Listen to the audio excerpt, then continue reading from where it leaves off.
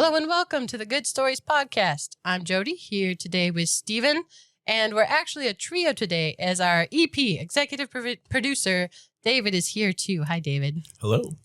If you haven't met David yet, you can learn a little bit about him from an introduction episode we did a while back.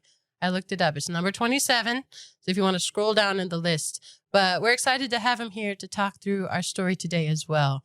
But first, our top 5 new locations this week, because I think this is fun. Yes. And we actually have a bunch of new places since the last episode, but these are the top 5 new cities with the most downloads since last time. So, in number 5 spot, we have Baltimore, Maryland. Number 4, Orlando, Florida. Number 3, Ann Arbor, Michigan. Number 2, Troy, New York. There's a lot of Troys. This one's in New York. And number 1 this week, Allen, Texas. All right. So fairly East Coast oriented, but I just love that they're all over the place. So thank you all for listening.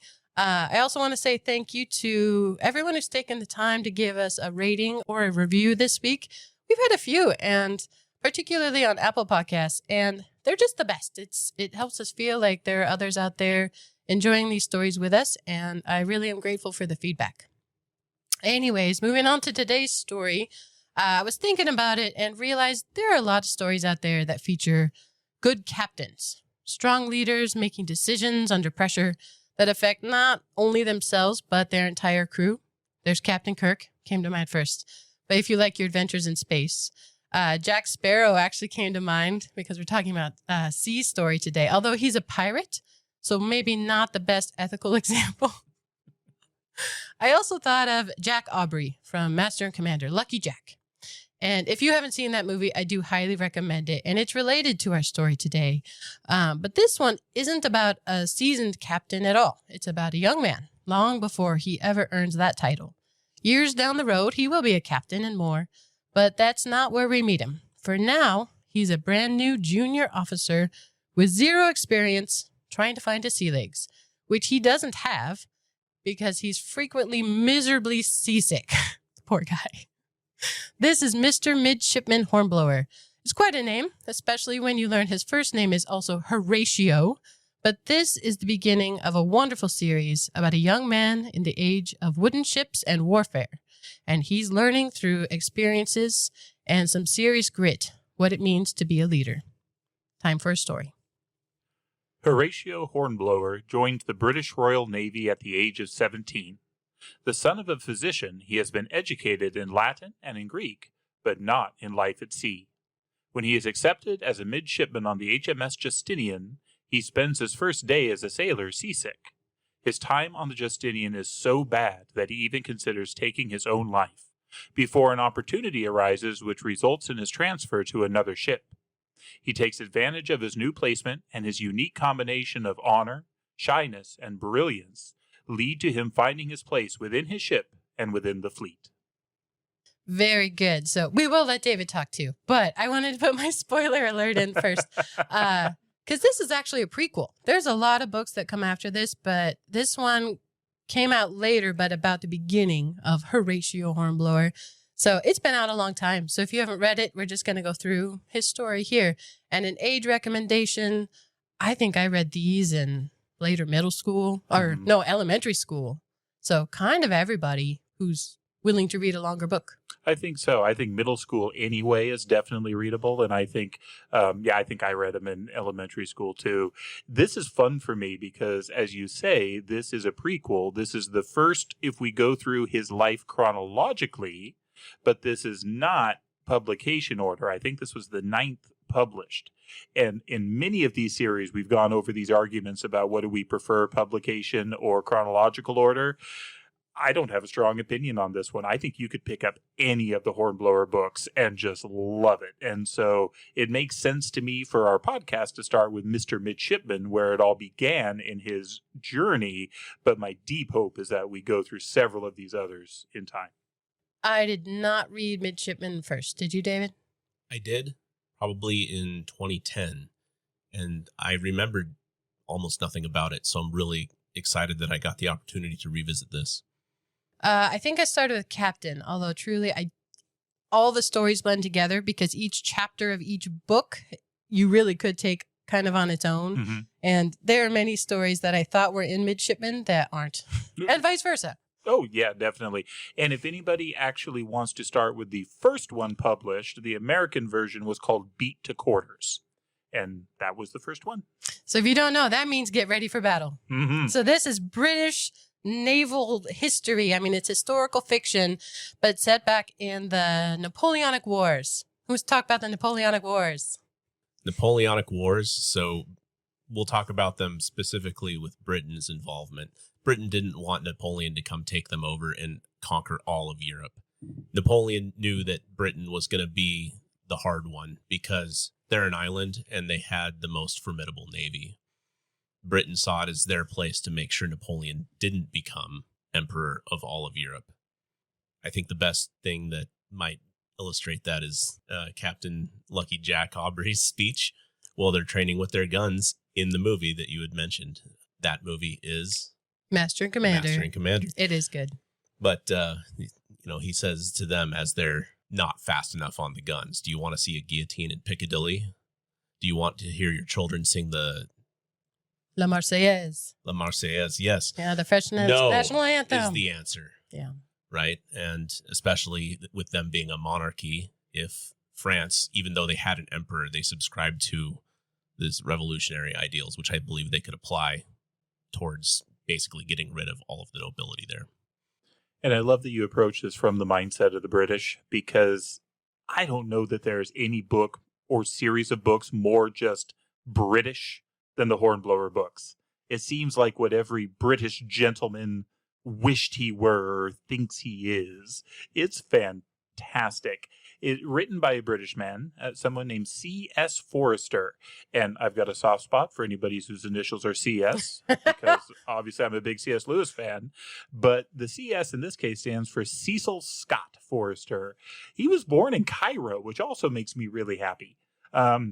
He was not a military man. He did not sail, but he wrote all sorts of books and has really been credited with being the founder of sort of the sea novel genre. So great author, and these are great books. Yeah, who knew naval fiction was a category? Totally is, though. So he was born in 1899 in Cairo, and he died in 1966 in California. But in between time, he was kind of all over the place. I was surprised with that lifespan. I didn't see anything that said he fought in either World War I or World War II. He was disqualified for health reasons. So he couldn't. He wasn't allowed to. Yeah, he wrote a lot. I have war correspondence and all these things. So he did his part, but he never wore a uniform. Mm-hmm. And when he was in California, my understanding is the reason that he was there was trying to drum up American support for the war. He was actually, I think, a propaganda guy from Britain back when propaganda had a different meaning. I mean, now we hear propaganda and we just think it's awful and bad, but it really had more the idea of persuasion at the time, that he was coming to trying to get the U.S. involved with the war. When you say the war, are you talking about World War I or World War II? World War II, I believe. As I recall, they wanted us to get involved both times. True. World War II, he wrote, a lot of propaganda, and I think there are also periodicals just sharing the news about the war and trying to drum up American support because Britain was in it. But the war inside this story is the Napoleon Wars. I mean, those are way back compared to World War II. And to clarify just a little bit, another connection of Hornblower to the United States is that his birthday is July 4th, 1776. That just makes me happy. Hornblower was born on our birthday, and he's 17 years old when this story takes place, which means this first of the books, Mr. Midshipman Hornblower, is not yet the Napoleonic Wars. This is actually the French Revolution. And a lot of the British involvement is supporting the royalist cause against this new republic. So this is actually slightly before Napoleon, which makes sense because for the rest of his career, his main adversary is Napoleon. But this is just before that. And this is where he finds his feet. So it's a wartime navy, but it's a different wartime navy. It is not yet the Napoleonic Wars. That's a really good point. French Revolutionary Wars, 1792 to 1802. I mean, there's some gray area on either side. So if he's 17, this would be 1793. 3 or so. So toward the beginning of the French Revolutionary Wars. Yes. I get stoked for several reasons off that. One is I recall one of my favorite episodes of the Good Stories podcast is about the Scarlet Pimpernel. Yes, absolutely. That time frame here. Which is a contemporaneous fictional character like we're talking about here. And what on the subject of C.S. Forester, I would like to point out on the cover, Ernest Hemingway recommends him. It says, "I recommend Forester to every literate I know." And I think that's a pretty high recommendation, just if you're Hemingway. And I get it, because at different times through my life, I have been borderline obsessed with these books where I just couldn't read them enough. It's been a while, and so when I dove back into this one for this episode today, I remembered, like, oh yeah, these have swept me away many times and are in danger of doing so again. Yeah, they're phenomenal. And I do think Ernest Hemingway is more commonly known now as an author, probably because he wrote more well-known stories currently that we still know today, you know, classics you read in school. But Forster's amazing, truly. And I do think there's a lot of parallels between the author himself and Hornblower. Horatio he starts very young and inexperienced, but he's very calculating. He's very tall and lean, socially awkward, and physically awkward. But I think our author was similar. He starts young and inexperienced, but I would like to point out he did start far older for a midshipman than they traditionally started. I think they started around 10 or something like that, and he's 17, right? When Very the story true, begins. Yeah.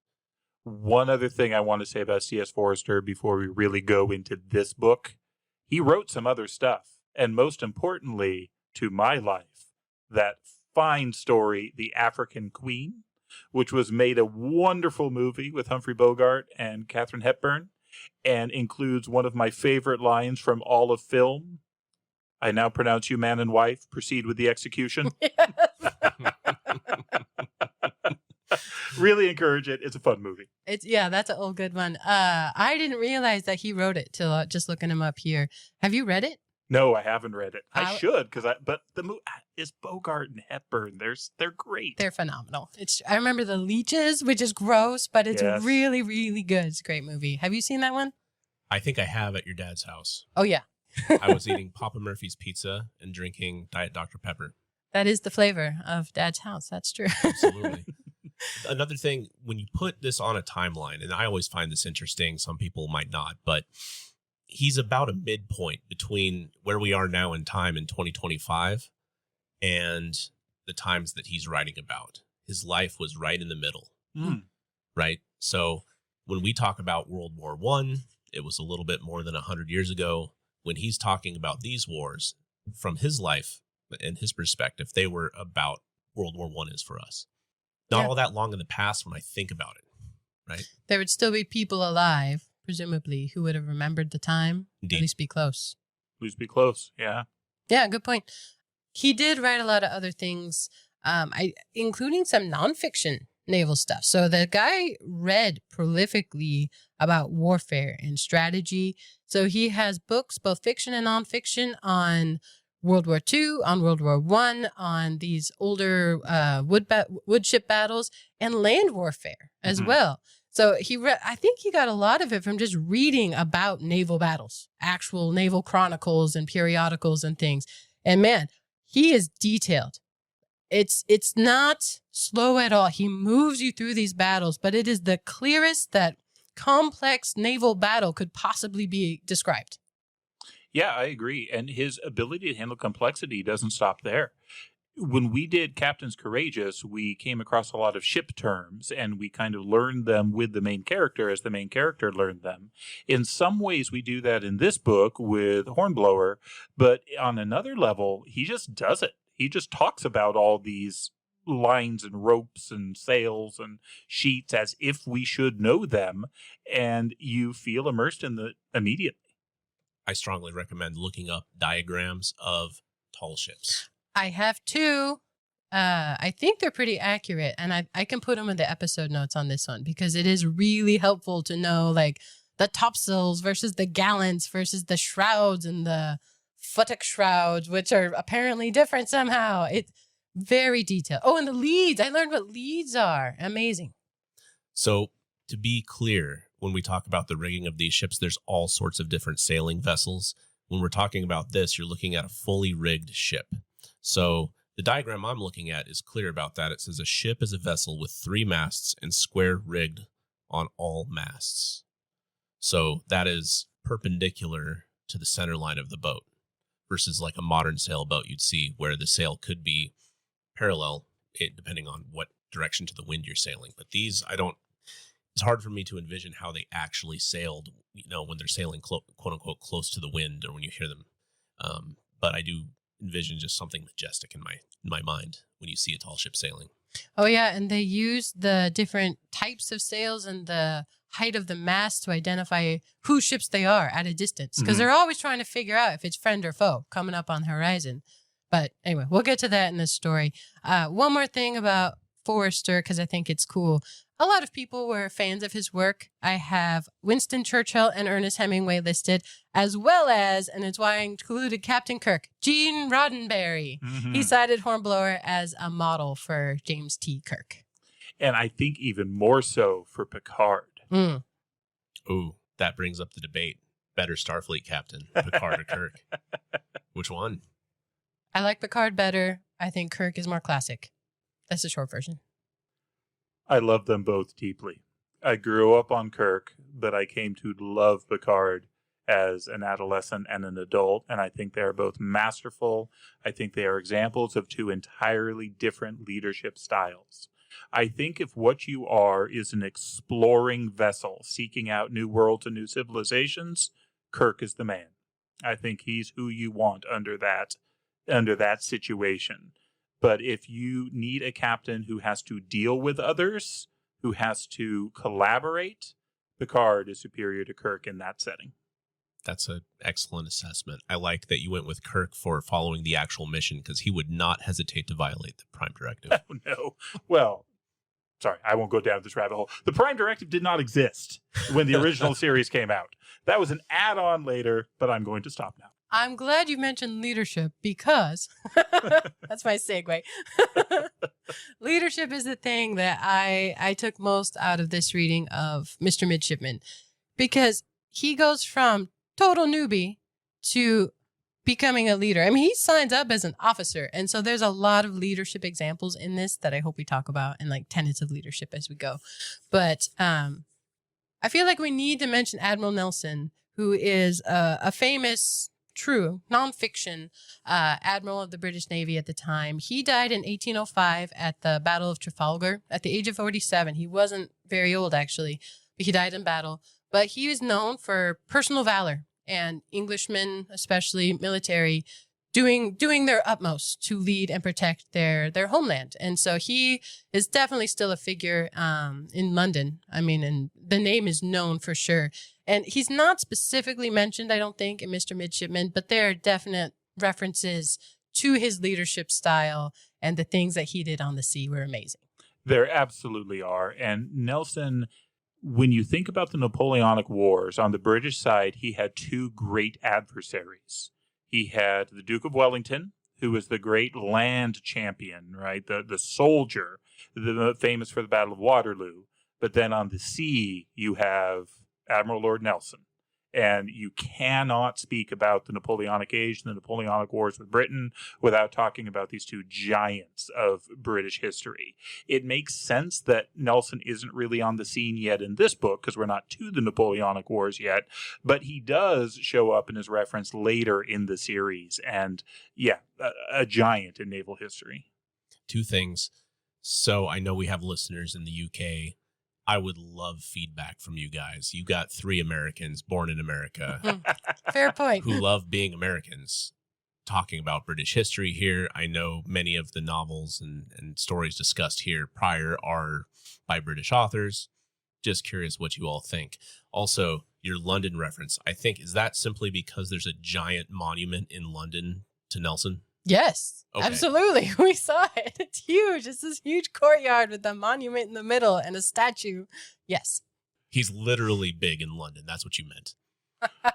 One other important tidbit on Nelson. Nelson's ship was the Victory, the HMS Victory.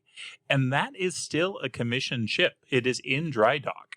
And this is one of those world trivia things of what is the oldest active commissioned naval vessel. Currently, it is the HMS Victory. Now, the Americans argue against this slightly because we have the USS Constitution, which is younger than the Victory, but it's still in the water and still does a cruise once a year. It's a convincing argument. This becomes the question of which is really the one that's still active, the one in dry dock or the one on the sea. But just the fact that the Victory can still be seen is incredible. Was any one of us ever piped aboard the Constitution? I think perhaps our veteran was. Tell that story, please. I wonder if I'm still going to get in trouble for this one. So I was in the Navy. And when I went through training in the Navy, it was on the East Coast, and we got to spend some liberty in Boston. And so, of course, as some young naval officers excited to see naval things, we went to the USS Constitution. Most of us were in civilian clothes at the time because for this liberty, we were allowed to be in civilian clothes. But one of my friends decided he was going to wear his officer whites.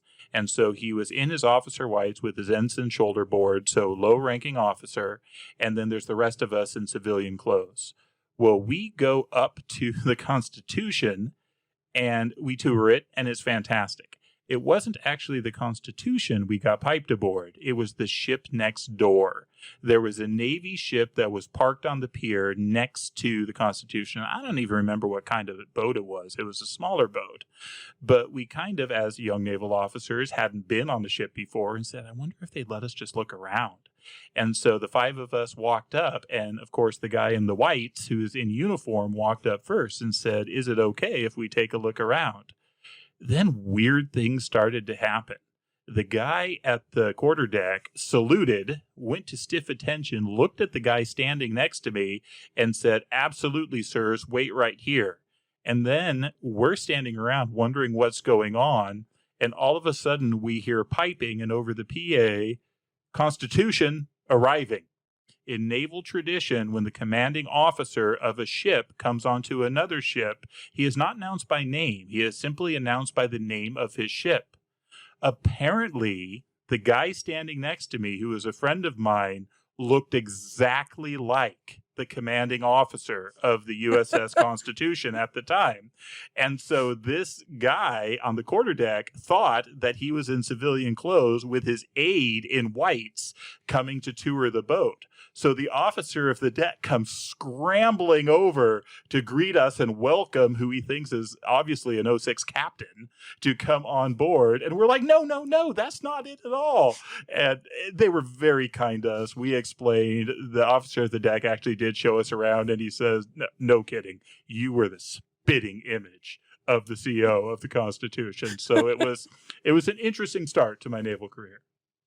Thank you for sharing that. I always thought it was the Constitution, so I appreciate you clarifying that. I believe that qualifies as a good story. I think a lot of the U.S. naval tradition is informed by British naval tradition. Oh, absolutely. Yeah, it is deeply tied to it and indebted to it. Yeah, it's just worth mentioning now, especially as we record this the day before Veterans Day. I think we were adversaries, but we learned how to create a navy from those guys. I believe we have a pretty fine one here. They do pronounce lieutenant weird, though. Lieutenant. Lieutenant is British. We say lieutenant. Yeah, I'm not going to be able to break that habit. All right, let's get started with Hornblower and the Even Chance, Chapter 1. So this is January. It's cold, and this kid, we don't know him yet. He's in a boat with these two ladies getting oared onto the ship Justinian. The ship Justinian. We are going to see so many ships. And the two important things to know about every ship he's on or around is the name of the ship and then who the commanding officer is. In this case, it is the Justinian, and the commanding officer is Captain Keene. But he doesn't meet Captain Keene. Captain Keene is not aboard the ship when he arrives. And Mr. Midshipman Hornblower arrives totally seasick the moment he steps on the boat. And he's starting to talk to the other sailors and trying to pretend he knows what he's doing or learn what he's supposed to doing. And I love the way C.S. Forster does this, because the midshipman who brings him on will ask him a question and he'll say, "Yes, sir." And he knows that's wrong. They look at him. What? Yeah, it's aye, sir. And it's all these little tweaks and terms and learning to be a part of the fleet. When I joined the Navy, I went to boot camp. I had several weeks where they hammered into me what I'm supposed to call people and how I'm supposed to respond. He has none of that. He was commissioned as a midshipman, and there he is, just thrown into it. It emphasizes his awkwardness. He's very gawky with elbows and limbs going every direction. He's very young. He's very seasick, but he's always looking about. His ability to observe things starts from the very beginning, even when he's miserable in this weather and he's doing everything wrong. But he's already looking. He's looking, and he's looking at himself. He's able to detach, which, as an avid Jocko listener myself, he talks a lot about the ability to detach as a strong leadership quality. You can look down, perhaps I've heard another leader talk about it, standing on the balcony and looking down at the situation. It helps you make decisions that are not necessarily personal, but perhaps the right choice. And you'll see him throughout this, I think, doing that. But you notice his ability to detach almost right away. This is a wartime Navy, but this is not currently an active ship of war. It is not out in the Channel. It is not going against the French. This is basically in dock in Spithead. He's in a harbor. And the first thing he does when he gets on the ship is he is instructed to go down to what we would now call the wardroom, where the other officers are all gathered. He's going to introduce himself to it. And as he goes down, he is obviously seasick. You don't get to make your own nicknames in the military. People assign them to you. And here from the beginning, he is Mr. Midshipman, seasick in Spithead. They can't believe that he's seasick in a harbor. They're not kind to him. He goes and talks to somebody and they ask him how old he is, and he's 17. And it says the guy responds with disgust. "You must start at 12 if you ever wish to be a seaman." 17. And he asks him, he tests him. "Do you know the difference between a head and a halyard?" "What's a head, brother?" The bathroom. Exactly. I knew that one. He's like, "I'll look it up in Clark's Seamanship." He knows nothing. Right. But that's always a good answer when you don't know something. I will look it up. I will find it. Not just no. He does interview with the captain, and Captain Keene, I think we learned pretty early on, he's terminal. He's a sick man. He's not leading his ship, and there are examples of that where he belittles his crew out in front of people. But he's interviewing Hornblower, and he's trying to test him to see, what do you know? Here's where we learn that Hornblower's birthday is July 4th, 1776, which is an important date to the Americans, not the British so much. But something that Hornblower doesn't mention is that he's good at math. He's had a lot of training in advanced math, but he kind of keeps that in his pocket. The captain didn't ask. Yeah, and I love the way he does this, where he's not out to promote himself. He's out, he cares deeply about his reputation. So a line officer's reputation is really important, and he knows that here. But it's more important to him to appear good in the eyes of the captain, not in a way truly good. Not that he's flattering himself, not that he's building himself up, but that he has some humility. He's looking to learn, and he answers the questions provided to him. We do learn he knows some Greek. He knows some Latin. They tried to teach him to dance, but he failed. He's the son of a doctor. And so he had an education, but he had no career there, no career anywhere else. And so the Navy was where he was going to go. So we presume this was a commission purchased for him? Yeah. It does say in here that at this time, people could buy their rank, and that suited everybody. Everybody with money and everybody in the military, because they got paid. The system got paid.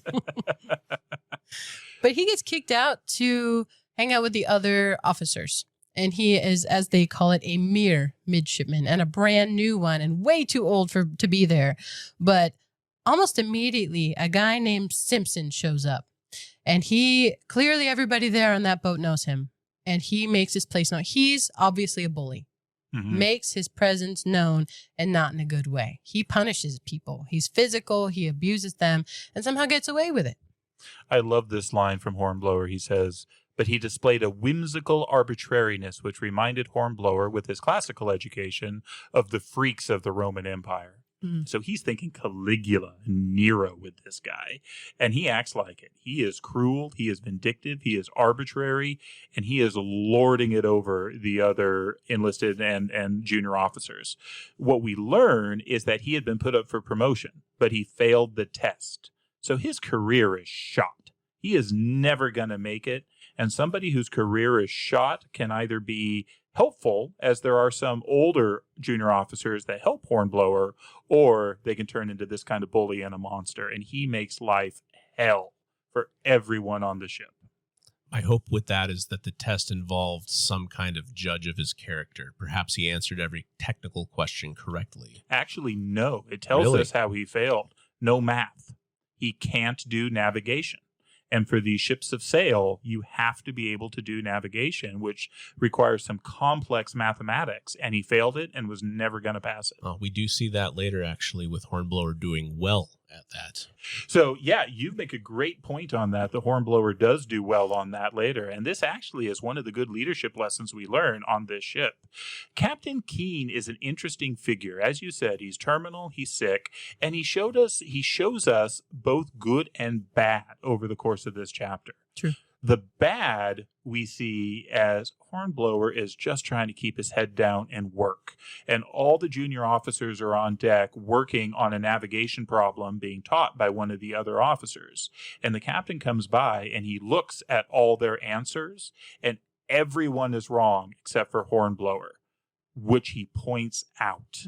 So the captain embarrasses the others and points out Hornblower's success, which, when there is this bully Simpson around, that's just setting it up for even worse situations. The captain, we don't know how much he knows about what's going on below decks and among the junior officers, but he probably should know more. And he certainly didn't help anything with that interaction. Yeah, it says Simpson will apply something he calls the proceedings of the Inquisition to different people, including Hornblower, and it's humiliating. He shames him, he abuses him. And it says here that Hornblower is terribly depressed. I mean, this is going on for a while. He's friendless, he's new, he's brutally ill-treated, and lonely as only a boy among men can be. This is a hard time for him. And he considers suicide because he is that miserable. Yes. Fortunately, we know he's going to make admiral, so the suicide thing does not happen. Hornblower finds himself in some tough scrapes, but you can be reassured he pulls through. And this is an example of that. But the situation that arises is crazy. And if you don't know what the terms mean, you won't realize how absurd this is from the beginning to the end. Press gangs. Should we talk about press gangs? Well, if you need a lot of sailors and you have to fight a war and nobody wants to do it, where are you going to get your sailors? You're going to show up to where people might know how to sail, and you're going to get them drunk, and they're going to wake up on your ship. Whether they know how to sail or not, skill is not important. Muscles and a heartbeat are all they're looking for on this. How is that different than Shanghai? It's not. It's the same thing. That's what I thought. Okay. They are literally kidnapping people, but this is government sanctioned and wide scale. Many of the enlisted men on these British ships were press ganged. And this situation we're going to talk about arises because they know they're going to need to press gang some more. There are some ships that are at war that are floating out there that are about to come back in, and they're going to need to round up some more help. Hornblower's ship is assigned to cordon off an area of the town so they can't escape. Their job is to be a perimeter so that when this other ship comes, they can kidnap people to go to sea. It's insane. Yeah. This is the way they did it. This isn't even abnormal. And kind of everyone knew it, and it was just how it was. Yeah. So avoid those taverns around that time. This turns out, though, to be a bit of a reprieve for Hornblower. He's under the command of Simpson, and he's under the command of Simpson on shore, but there are other ships involved with this, which means there are other officers. And they've got a delay here because those ships that are going to be doing the press ganging haven't arrived yet, and they don't know exactly when they're going to arrive, but they've got some time, which means they have the chance to hang out and wait and drink and play cards. So this was my first introduction to whist. I love whist. So whist also came up in, several other books, but Around the World in 80 Days. We did an episode on that one, and whist is a big deal. The guy travels the world based on a whist bet, basically, while they're playing whist anyway. Hornblower has a calculating mind. He is young, but he is good at cards. He is good at whist. And they go through the details of it. Honestly, when I read it when I was a kid, I had no idea what was going on, even though he describes it very well. But now I understood it because we played it. And I enjoy the line that begins this, where this higher ranking officer, he's a lieutenant among midshipmen, is asking, do you want to play? Do you want to play? And he says, Mr. Hornblower, with pleasure, sir. This was more nearly true than most conventional replies. He really likes this game. He loves it. And he loses himself in the game. I love that there is a game that translates somehow to ability as a military leader. In this case, it's whist. David Hackworth in About Face talks about poker. And a man's skill with poker would have some bearing on his abilities as a leader of men in combat. And with Captain Kirk, it's 3D chess. I haven't tried 3D chess myself, but chess was a game of kings, or the game. It is the game of kings, is it not? Wouldn't all chess be 3D chess? No. Touché. So you can move vertically as well? Is that the point? He plays Spock. Okay. He beats Spock, and multiple. it really annoys Spock. There's a Z-axis. That's what you're saying. Multiple boards, right? So you can move. I don't know how it works. Oh, I would lose. The way he goes through these whist hands, though, is very similar to the way he talks about the running of the ship, where he just throws you into it, explains it in detail. You don't really have to understand it to feel absorbed by it and surrounded by it. And what you learn is that Hornblower is exceptionally good and keeps winning, and Simpson is exceptionally bad, is drunk, and keeps losing. He gets mad about it. On that note, though, do we want to talk about whist a little bit? Like, it's a trick-taking game. I don't know if you play it with a standard deck of playing cards instead of like a pinochle deck, although the game most similar to this that most people would probably recognize, I think, is pinochle. Probably hearts or spades, actually. Okay. So it is that idea of a trick-taking game, and because of that, it's very precise and mathematical. So you can't know completely how it's going to play out, but once you start playing, if you're good enough to count the cards, which pretty much everybody who plays this should be after a little bit, you can get a sense of how the game's going to go. And there's a passage at the end of this hand where Hornblower knows that so well that he lays down his cards and says, the rest of the tricks are mine. Those of us who play pinochle have done this a lot, right? We know how to count, and we're like, yep. When you first start the game, though, you're like, what? You're cheating. Clearly, I'm going to win some. And that's what Simpsons thought here. He thought that Hornblower was just making this up. But all these other really good whist players around him knew that, no, he's right. He counted that correctly. Yeah, and you say counting cards, that sounds like cheating. Like in Rain Man, that's cheating. Not cheating, it's keeping track of how many tricks and trump are out there. Sorry, trump are out there. And because trump matters, but Simpson gets mad because he keeps losing. And he actually makes insults. He threatens Hornblower because he's drunk too in front of this superior officer. Says you know the fronts as well as the backs of the cards. Yes. And I love Hornblower's response to this because he's unhappy. At this point, he wishes he was dead. He's got nothing to lose. And he has lost track of himself with this game where he knows that Simpson is going to pay him back if he ever gets back on the ship. And so this is his one opportunity. Remember, he is an officer and therefore supposed to be a gentleman. And this is a time when the gentleman's code was important. So to be accused of cheating at cards is something that in this society he could rightly take offense at and demand satisfaction. And he does. And what is demanding satisfaction? Duel to the death. The other officer tries to keep the peace. He's like, no, he was joking. He really tries to play this out like, this shouldn't go to that level. The wine was in and the wit was out. That's a great line. Yeah. And he says, let's call for another bottle and drink in friendship. And Hornblower responds, well, he says, with pleasure, if Mr. Simpson will beg my pardon at once before you two gentlemen and admit that he spoke without justification and in a manner no gentleman would employ. I mean, he is standing on his honor in a big way, because what does he have to lose? This guy might kill him on the ship at any time. He is brutal. So he runs with this, and Simpson's not going to apologize. No way. It ends with a challenge to duel. Mm-hmm. So I'm putting myself in Hornblower's shoes, and in his mindset, he's just put himself in a win-win situation in a very dark way. Yeah, in a dark world. This is as good as he can hope for. It is, one would say, an even chance, which happens to be the name of the chapter. I like this line. It says, viewed coldly, it was as simple as the calculations of the chances in a problem at whist. So we are going to get now into talking about dueling a little bit just by nature of the story. But if you want to understand it better, it's a fascinating thing, in my opinion. And I can go on about that. But I do recommend to anybody a book.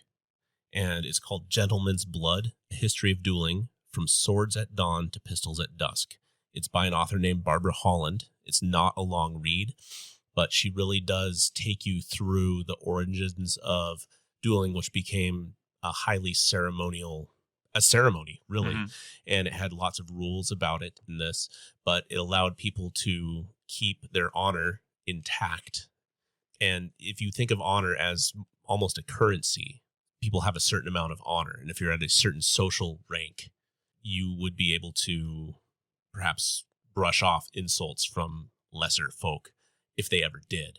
But if somebody who is superior to you or equal to you in your rank, which is very well defined in a military setting, mm-hmm. you perhaps would have really no other recourse. If you wanted recourse, it could be something like this. Unless you're being underhanded, which I believe no officer and gentleman like Hornblower would be. Right. So this duel is going to happen. And there's discussion of, apparently Hornblower gets to choose the weapon. That's part of the ceremony. Well, he's the aggrieved party. He is the one who has been insulted. So he has that right. So he has seconds, and they try to talk him out of it. He's not going to be talked out of it. And they're like, well, do you know how to use a sword? Pistols? I think Simpson's pretty good at it. And Hornblower's very cold in this. And he says, I thought we might make the chances more even. And he agrees to pistols, 2 pistols, 1 for each of them, but only 1 is loaded. Even chance. And they're going to flip a coin to select the pistol, so neither one will know which one is loaded. I mean, this is Russian roulette, but for keeps. I mean, they are going to stand next to each other with a pistol in the body of the other man, and they're gonna fire. Yeah, they don't even pace it off because one of them has a bullet and the other one doesn't. They stand just chest to chest, and they go. They usually would pace it off. And I do like this calculation because if you have an opponent who you know will beat you, if the game is actually even, you're at a disadvantage. And he just absolutely nullifies that disadvantage and goes, the best I got's 50-50. Simpson, for all his bullyishness, is a brave man. He's not backing down. He's doing this. And Hornblower, nothing to lose. He's doing this. The senior officers keep trying to talk them out of it, keep trying to make peace. They have a hearse there ready to go. They have a doctor there overseeing this who's handling the weapons and the pistols. They flip the coin, they select their weapons, and they stand off facing one another. He is a brave man. He in the sense that if you decline such a challenge, you are a coward. By definition, you are labeled as a coward. This is an interesting detail. The etiquette of the duel demanded that the 2 opponents should reach the dueling ground separately, but only 1 boat would be necessary for the return. I mean, this is happening. So they aim their guns at each other's chest. One of them is loaded. That was the deal. They click. Nothing happens. Yeah. So anticlimactic.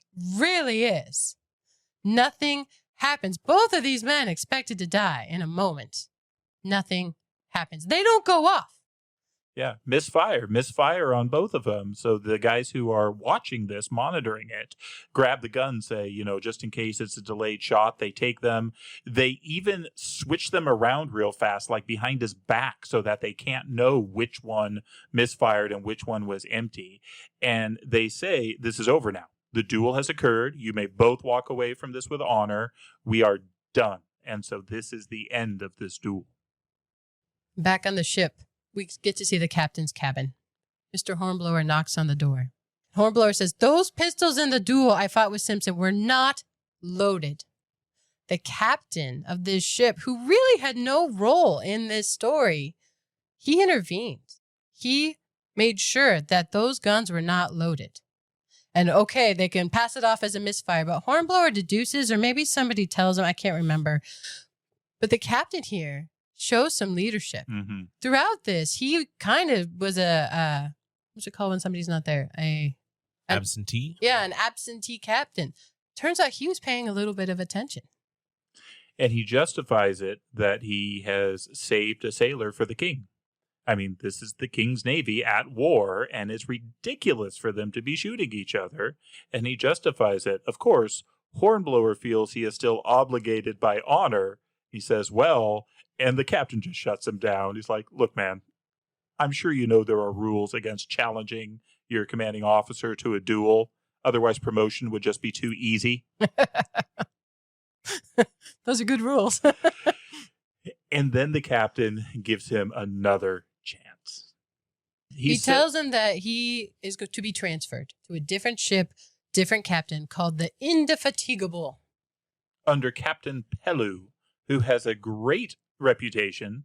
Everyone has heard of him, including Hornblower, and Hornblower is thrilled at this. He gets out from under the boot of Simpson. He gets to actually serve in a wartime navy under a renowned captain on a frigate of war. But he turns it down at first. He says, no, you're the one who accepted me as a midshipman. I can't abandon you. And the captain is very blunt and says, I admire your loyalty. That's a great thing, but I'm dying. Your career's going nowhere here. Take this offer. And he does. It makes me wonder if that's why Simpson is on that ship. If you have to have a place for people like that to go, because they are still active military. He didn't want him to die. Like you said, he had courage, but he's abusive. He doesn't have a career ahead of him. He's not a leader. But for Hornblower, the captain sees it and allows him to transfer. I think that is true. And this really becomes the beginning of Hornblower's journey in the fleet when he gets to join the crew of the HMS Indefatigable. So I think it's good for Hornblower, not only that he was assigned with a renowned captain, but the detail of him being on a frigate, I think, is interesting because the frigate, in my understanding, and people who are actually really into this, correct me. We're enthusiasts, not experts. We're enthusiasts, not experts. But it was a large enough ship with enough guns that it could be involved potentially in pitched combat. But it was not a ship of the line. It was smaller than that. And they would more often be attached to convoys or be sent on special missions and things like this, which we see happens. So he gets a broad range of experience with many different situations. And the very first mission we get is related to a convoy, but not a British convoy. It's a French supply convoy. There's a battle going on, and so all the ships that would be guarding this are gone. And so the Indefatigable can just take on these ships one after another. They're minimally armed. I mean, the sailors will have some weapons, but they don't have the cannons of the ships of the line or anything else. So this is a wolf among the sheep. And Captain Pellew is just trying to hit as many of these as he can, because any ship he captures can become a prize. The way sailors in the Navy really made money was the capture of prize ships. You steal your opponent's ship, and then all of a sudden you got another ship. The Admiralty approves of this and will award you handsomely. The bigger the ship, the bigger the tonnage, the bigger the supply on it, the more cargo. money you get from it, or the cargo. Depending what it's carrying, because these are supply ships, a lot of them. But they're trying to cripple them. They'll take out a mast or something so the thing can still float. Here, it says a cannonball goes a little bit sideways, and the Captain Peller's good. He's like, not below the waterline. We just want to cripple it. But here they take control of a ship called the Marie Galante of Bordeaux. You don't have to remember all the ship names. I just like that they're in here. And in essence, Hornblower is assigned to take the ship to port. He's the prize crew, and he is the officer in charge of it. So he is granted 4 men, because they can't give up any more, and Pellew is ready to go after other ships. And so this is going to be the crew that overlooks the French sailors on the ship and gets the ship into an English port.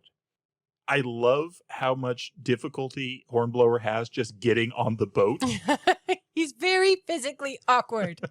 It does say that their navigator, Mr. Soames, is the guy who knows where they are on the ocean. He writes the latitude and longitude on a piece of paper, hands it to Hornblower, and he just hurriedly puts it in his pocket, doesn't even think about it. This kid is overwhelmed with all the things he has to think about, but that is important. Yeah, that'll come up later. I remember cringing when I read that, because I knew that that was going to be important to be able to read later. One thing about me, I did happen to serve in search and rescue, and knowing where you are is really, really important, because you don't want to become a problem the next mission.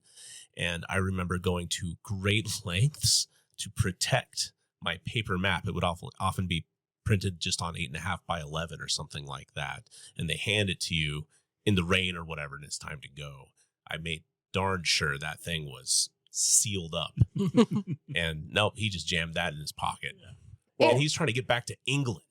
Yeah, he hasn't had to make any of those kinds of decisions. They've been on this frigate where there's people who make those decisions. Suddenly, he's in charge of this smaller brig with like 4 guys. Yeah, he doesn't even pick his crew.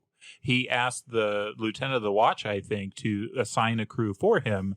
And fortunately, the guy does him right and gives him some sailors with experience. I think this is probably where we should talk a little bit about the idea between enlisted and officers and what the difference is. Because in this crew of 5, Midshipman Hornblower is definitely the least experienced of any of them. He knows the least about ships and sailing and the whole thing. And there are a few enlisted men who are really experienced, who know a lot. And a natural question is, why on earth would these guys listen to Hornblower? And this gets into the concept of enlisted versus officer. This is something that in the United States military I have experienced, and it is a carryover, certainly from the British tradition, and I see the value of it. It's not that one is better than the other. It's not that a superior officer is morally superior, intellectually superior, or better in any real tangible way. It's that there has to be a system of making decisions. There has to be a system of discipline and authority, and this is the way we do it. And so this is why the most junior officer is in charge of these enlisted men, no matter how experienced they are. You can very quickly, though, tell the difference between a good officer and a poor officer in this setting by how they treat those men. And right here, we see immediately that Hornblower is going to be something special. 2 things jump to mind. One is he does take command, he puts himself in authority, and he doesn't allow them to run amok. There are bottles of wine flying around this boat, and he does not let these guys get drunk, and he makes them listen to him. That's hard to do, but he does it.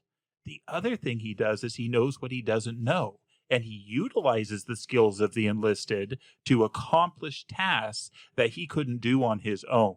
And that is special. And then the third thing he does is there's some fairly unsavory jobs that have to happen here. Soon he's going to be dangling over the side looking for holes in the side.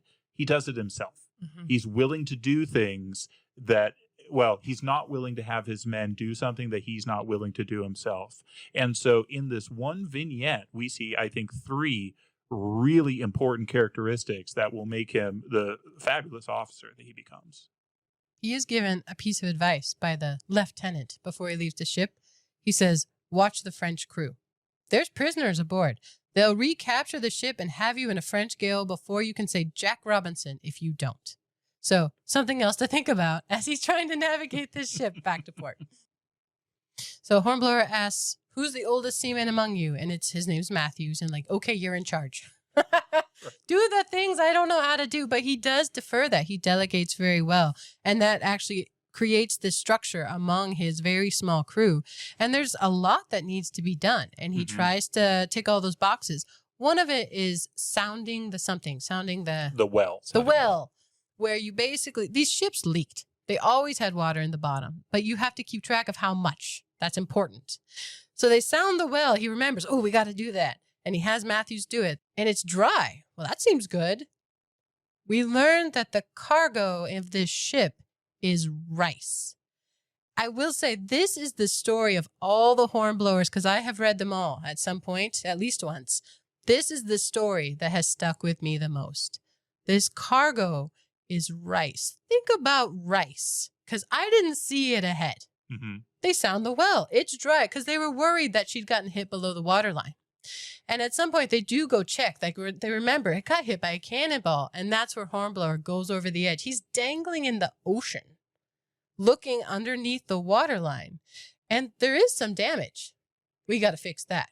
And they have a system to do that, and he asked the crew to help with that. They're going to make it work. I think it's the French captain that points out, you idiot, there's rice on this boat. Rice sucks up water. Yeah, Hornblower has to deal with just one thing after another, and I love this line. This is after he remembers that scrap of paper and that he's got to navigate by it.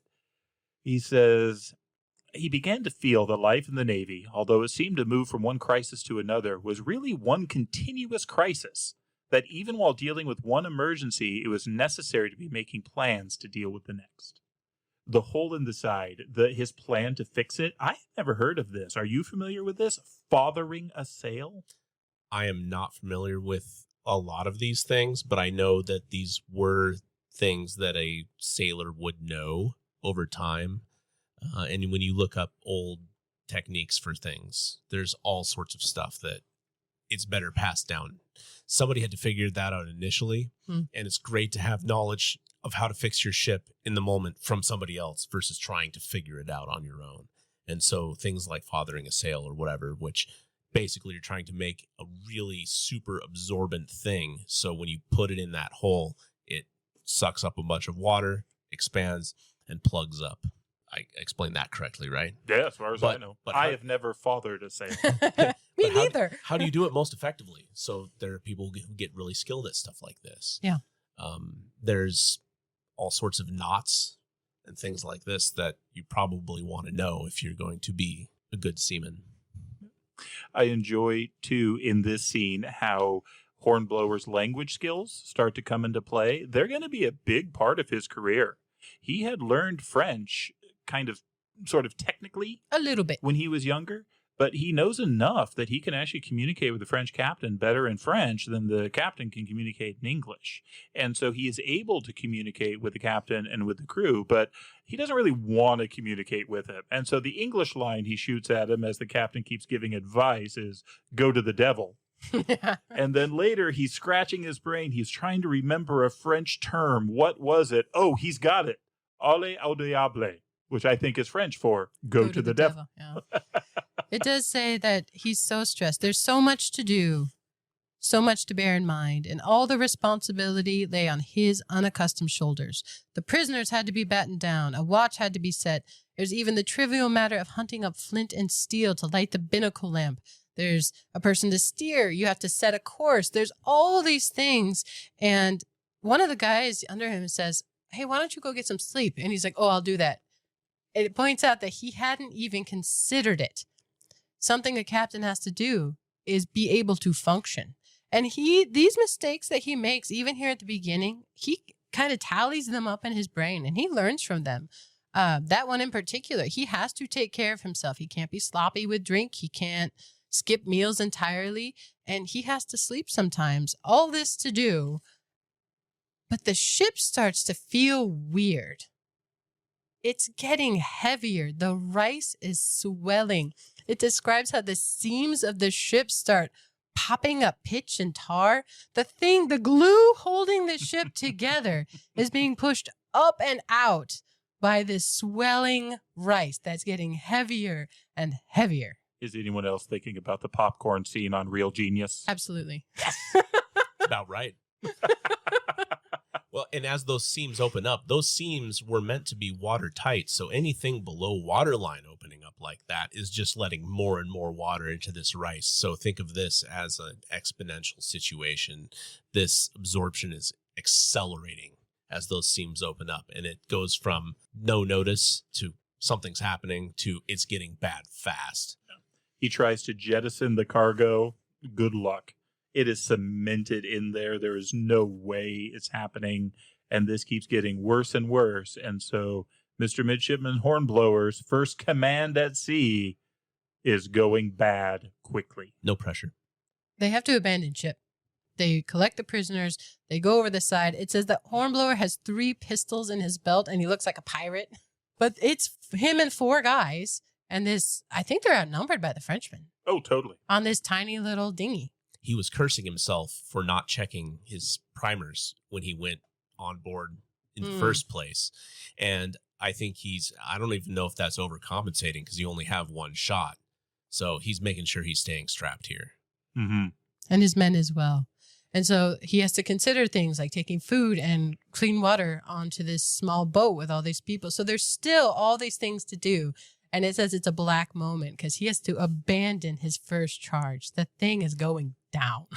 I enjoy when they get onto this little boat that he has flashbacks to being a child and imagining he's lost at sea, rationing his food. But he says when you're a kid, you decide that a day's worth of ration ends after about 5 minutes and then you eat the next day's. And some more. Yeah, can't do that here. It's for real and with people who want to kill him sitting on the other side of a very small boat. I like this line. It says, Hornblower watched the disappearance of his first command. The Marie Galante had been entrusted to him to bring into port, and he had failed on his first independent mission. He looked very hard at the setting sun, hoping no one would notice the tears that were filling his eyes. I mean, he's not just this flawless leader. This kid failed entirely. He lost the thing. But he does keep working. And he does keep track of these things. He carries them as lessons, which I find very admirable. Things go from bad to worse, though, for our friend, Mr. Midshipman Hornblower. He's on this boat. People want to kill him, but he's on the open sea, and there are other boats on the open sea. He's also seasick. He's also Poor dude. There was a when he line. got used to the boat he was on. He gets on a smaller one. There was actually a line about seasickness I wanted to reference. One of my favorite Mark Twain books is The Innocents Abroad, where he travels overseas, and he describes the phenomenon of seasickness. Apparently, Mark Twain was a pretty good sailor, but this line has always stuck with me. If there is one thing in the world that will make a man peculiarly and insufferably self-conceited, it is to have his stomach behave itself the first day at sea when nearly all his comrades are seasick. Hornblower never has that problem. He is humbled for sure. But you're right. Sorry to interrupt you. There are sails on the horizon, and they're all interested. What kind of ship is it? It's a French ship. They are picked up by his enemy. So he lost his boat, and now they are prisoners. And there are so many kinds of ships that gets referenced in this story. This is the ship The Peak by Captain, it's French, Neuville, but it was at Nouvier, I don't know. The captain, he's a French privateer, and this is a French slave ship. There's a whole deck designed for just holding human cargo. But since Britain by this time had been opposed to slavery, the slave game was actually getting more challenging for these French ships. But if you've got a ship with this massive hold designed to carry human beings, well, that's a pretty good ship for a privateer. That's a place you can store stuff, loot and booty and plunder. And this is the ship they come on, and Hornblower and his men are now prisoners. So he's given a room on this French ship, but they are, in essence, prisoners.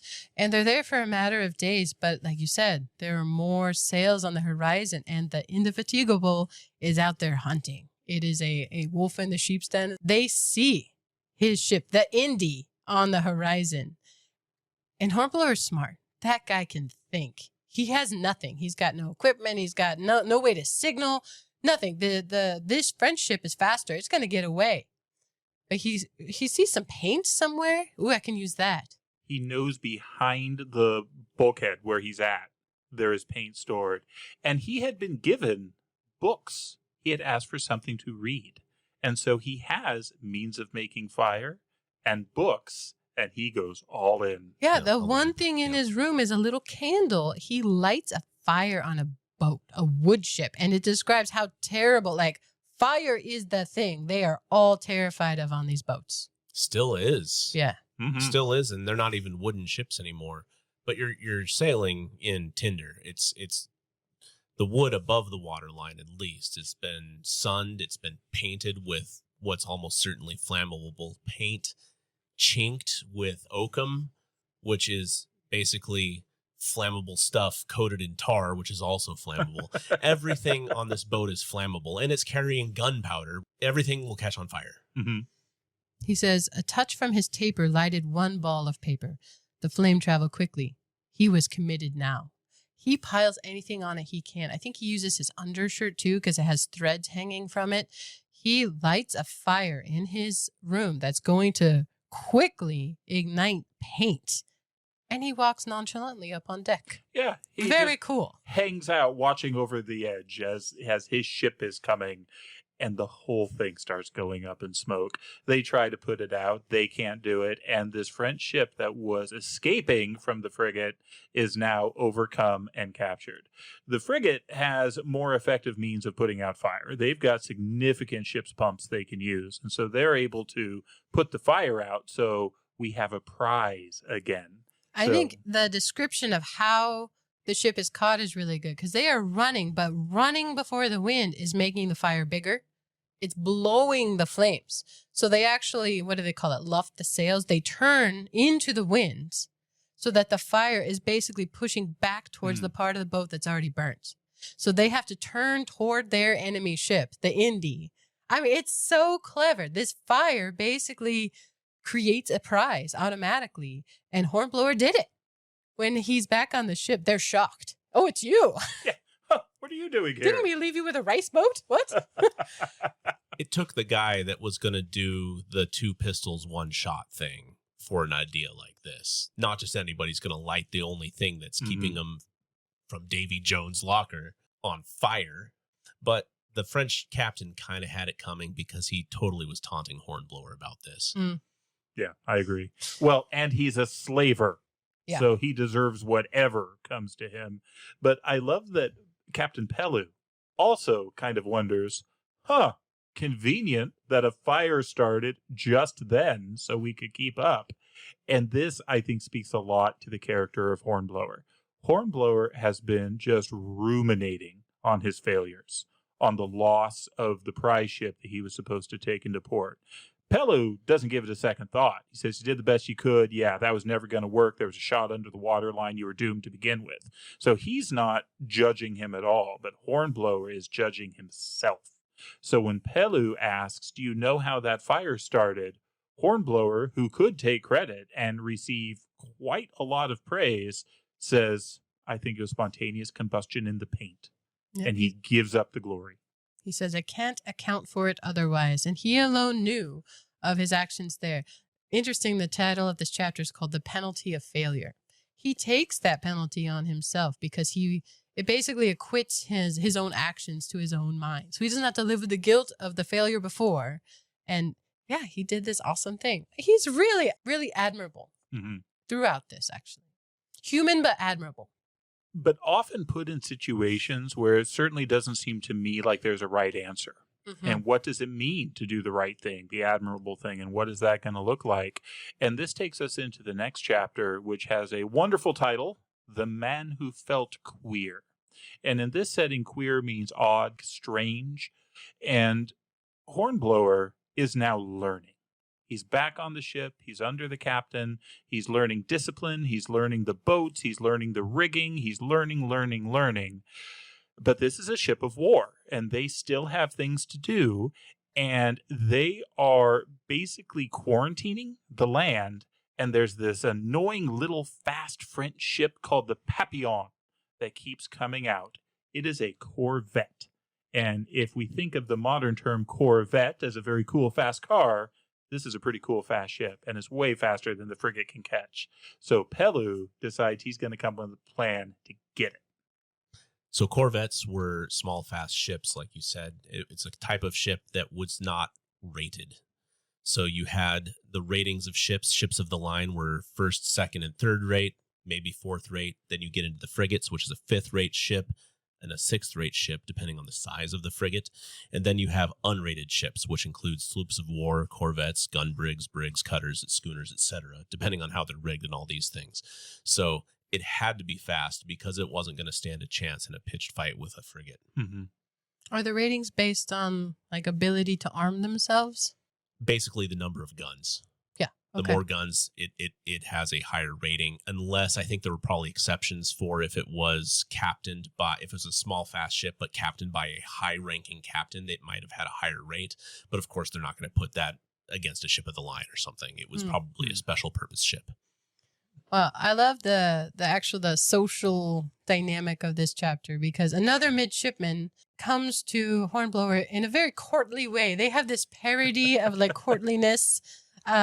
Most grave and reverend Signor, I bear the compliments of Captain Sir Edward Pellew, who humbly solicits your gravity's attendance at dinner at 8 bells in the afternoon watch. They have this pomp and circumstance. They're just playing. They're midshipmen playing together on the ship. They're friends. And I am so glad you brought this up, because this just goofy back and forth between these two junior officers, that is life in the fleet.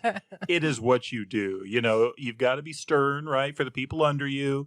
You've got to be deferential to the people above you. But the people you work with day in and day out, you've all got sense of humors, and it has to come out in this sort of way.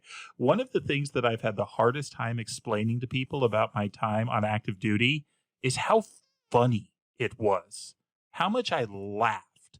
Now, don't get me wrong, there's awful stuff too, and war is the worst thing ever, but there is also so much camaraderie and humor, and I really enjoyed this scene too, that they put that in the book.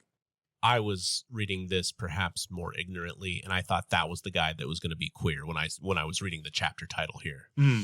Oh, like he has this affectation. I was Then like, that oh, guy's no. strange. Yeah, that's the one.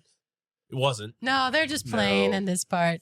But all the officers get dinner together, and it's this wonderful time. But then the map comes out, and they are going to attack, and there's a plan. And Hornblower has a very specific job. There are 3 small boats on the Indefatigable. 2 of them are big enough that you could load, 20, 30 guys on them. They're actually fairly well armed. I mean, this is an attack force going in. There is a 3rd boat called the Jolly Boat, and that is the responsibility of the junior officer. So the midshipman is in charge of the Jolly Boat, and that only has a handful of guys on it. But here's the plan. They are going to sneak into this harbor at night. They are going to be as quiet, as ninja, as stealthy as possible. They're doing this all in combination with the tides and when they know the watches are going to change. And the 2 larger boats are going to go port and starboard, the left and right side of the boat. They're going to go on top, and they're going to take the ship. They're going to commence battle. It is Hornblower's job with the Jolly Boat to bring it up, pick whichever side he thinks is most appropriate, and then climb up to the top of the mainsail and lower it. Because the wind and the tides, if he can get that sail lowered, the ship will just shoot out of the harbor and the Indefatigable can claim it. So he's got a really important job here. Unfortunately, he is scared of heights. It doesn't say anything about it. Well, yeah, here's the key moment. So Hornblower has been assigned. Everybody's been assigned their job. You do this, you do that. The captain says, "Any comments, gentlemen?" That was the moment when Hornblower should have spoken up. The only moment when he could, because it's going to move on from there. I feel like we've all had these moments where, like, you should say something. He knows this is not a good job for him. It's in the dark on an unknown ship. He's not good up in the rigging anyway. It talks about how physically awkward he is. This is not a good job for him. This is the time when he should have said something. and he lets it go. He waits. The moment has passed. This is now his job, and he must do it. This is key, or men will die. Mm-hmm. To his credit, once he has accepted this, he's gonna do it. He is so scared, though, of being a coward. He is scared of failing, of this fear overtaking him. He practices on the ship. It says that 2 or 3 times he goes up and does it, but he is still so worried about this. But the time's out, and they got to go and get started. So this is where the frigate thing comes into play, because I think if you were to put this in a modern context, this mission set sounds like something that underwater demolition team or Navy SEALs would be doing. These are just guys on the ship, right? A surface officer and some of his enlisted crew. Most of them press ganged. Yeah. They didn't volunteer for this. They don't want to be there, but they're who you've got, and they're going to do it. So Hornblower is talking to the men that are going to be in the boat with him. And one of them raises his hand and he says, I feel a little weird. And they make fun of him like, hey, don't be a coward, man. He's like, you know I'm not, but I feel funny. I found the contrast interesting. Hornblower was uncomfortable about his mission, didn't say anything. You know, to his credit, like you said, he trained in all these things. This guy was doing what Hornblower wishes he did. Spoke up. Yeah, great point. But they make fun of him. Don't be a coward. So they're in the boat as the tide's going in. They have it timed with the tides. And the silence is such a big part of this. And Hornblower, again, to his credit, says, I will mount the rigging first. And it had to be the case. He had to lead. It was expected of him. And they're following the other 2 boats along. And the guy's name who raised his hand and said, I feel weird. He starts to act strangely. He puts his hand to his forehead and he's gesturing and he's speaking loudly when silence is massively important. He literally starts convulsing. You have all these oars that are moving in rhythm, and all of a sudden one of the oars isn't moving in rhythm anymore, and this poor man starts convulsing. He's having a seizure in this boat.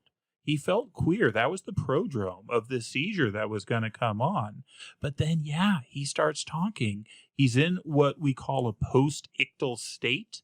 And as you're coming out of a seizure, you're not really responsible for your actions.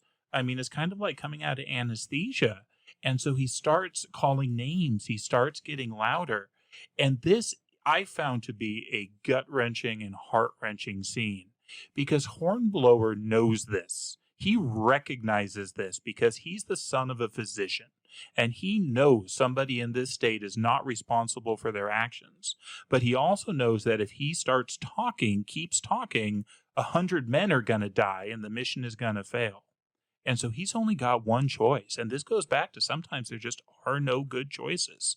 He takes his rudder, which is a 3-foot chunk of oak, and he clubs this guy over the head to knock him out. Because otherwise everyone would die. It is a horrible scenario, especially for a guy that was probably press ganged into this and didn't want to be there to begin with, and who tried to say, hey, this is going to happen. I think there are definitely some failures of leadership here, but then a question of, well, what do you do in that situation? And once they got to that point, I don't know the Hornblower could have done anything different. What a lesson, though, in leadership. Perhaps there was nothing he could have done, but if there was something, if he did say, hey, we got to swap this guy out, could have been totally different. Yeah. What do you mean by queer instead of you coward? Yes. That'd be so hard, though, because he still would have been branded as a coward. That's a hard one. Very bad luck on the timing. So this man is knocked out or dead in the bottom of the boat. They don't know. That is not the priority. They move forward because there's fighting happening on this ship. The larger boats have already boarded the deck, and Hornblower goes, and he's climbing this rigging in the dark. He's terrified, and it's not even the same. There's no foot rope. There's supposed to be a foot rope. Yeah. Instead, he is dangling in midair, but he makes it happen. This kid, I mean, massive amounts of courage. He's pretty sure he's just going to die. He keeps visualizing himself just crashing down to his death on the deck, but he goes. And physical fitness to an extent, right? You can have all the courage in the world, and if you can't do a pull-up, this ain't happening. Yeah. Yeah. So it works. the whole thing works. They take the ship, the sail comes down, it ships out. And as this is happening, one of the men who's under Hornblower says, yeah, I'm sorry, we're going to have to report the jolly boat missing. Nobody tied it up. Everyone went up. With that guy gone, there was nobody else to do it. And so not only is the boat gone, but he's gone, either dead in the boat or captured in a French prison when they capture the boat. And this eats at Hornblower, because he gives credit to that man for giving him the courage to go forward. He says if it had not been for Hales, he would never have nerved himself, so at least he thought, to run out to the main topsail yard arm. He would at this moment be ruined and branded as a coward instead of basking in the satisfaction of having capably done his duty. I mean, that's a lot of credit to this man, and that's a lot for Hornblower to bear. It's interesting, though, that the other sailors don't see it that way. One of them comes up to him, and Hornblower says, I was thinking about Hales, the guy that went down. And this other guy says, oh, him? So Jackson, don't you fret about him, sir. He would never have made a seaman, not nohow. And so to the sailors, that guy was just worthless. He was never going to be a sailor, and that's true. But to Hornblower, he was indescribably important. Yeah, it's very personal. This goes to a next chapter.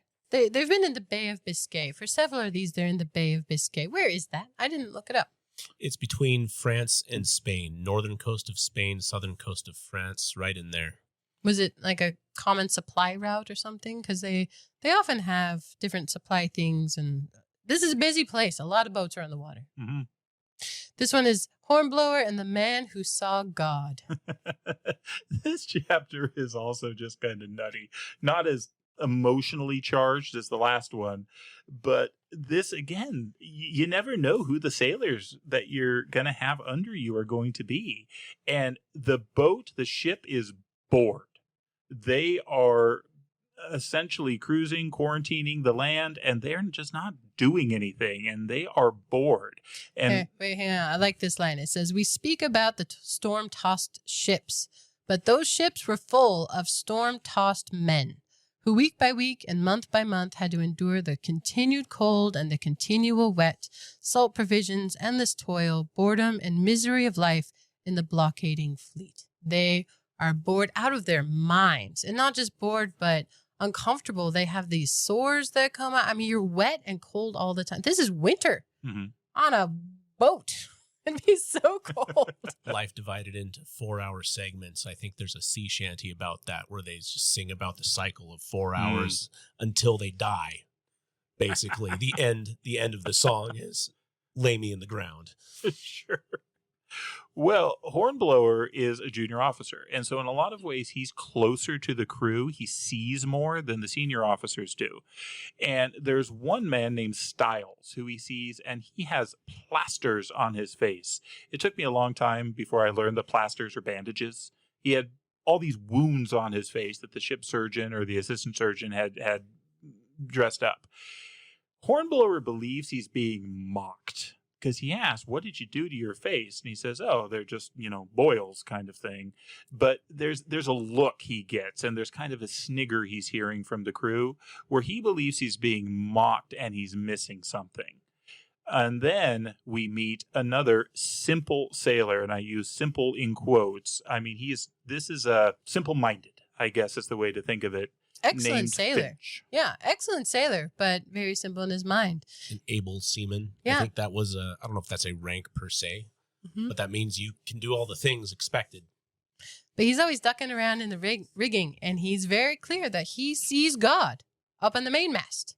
That's where God hangs out. He keeps pointing him out. There he is. See his beard? Yeah.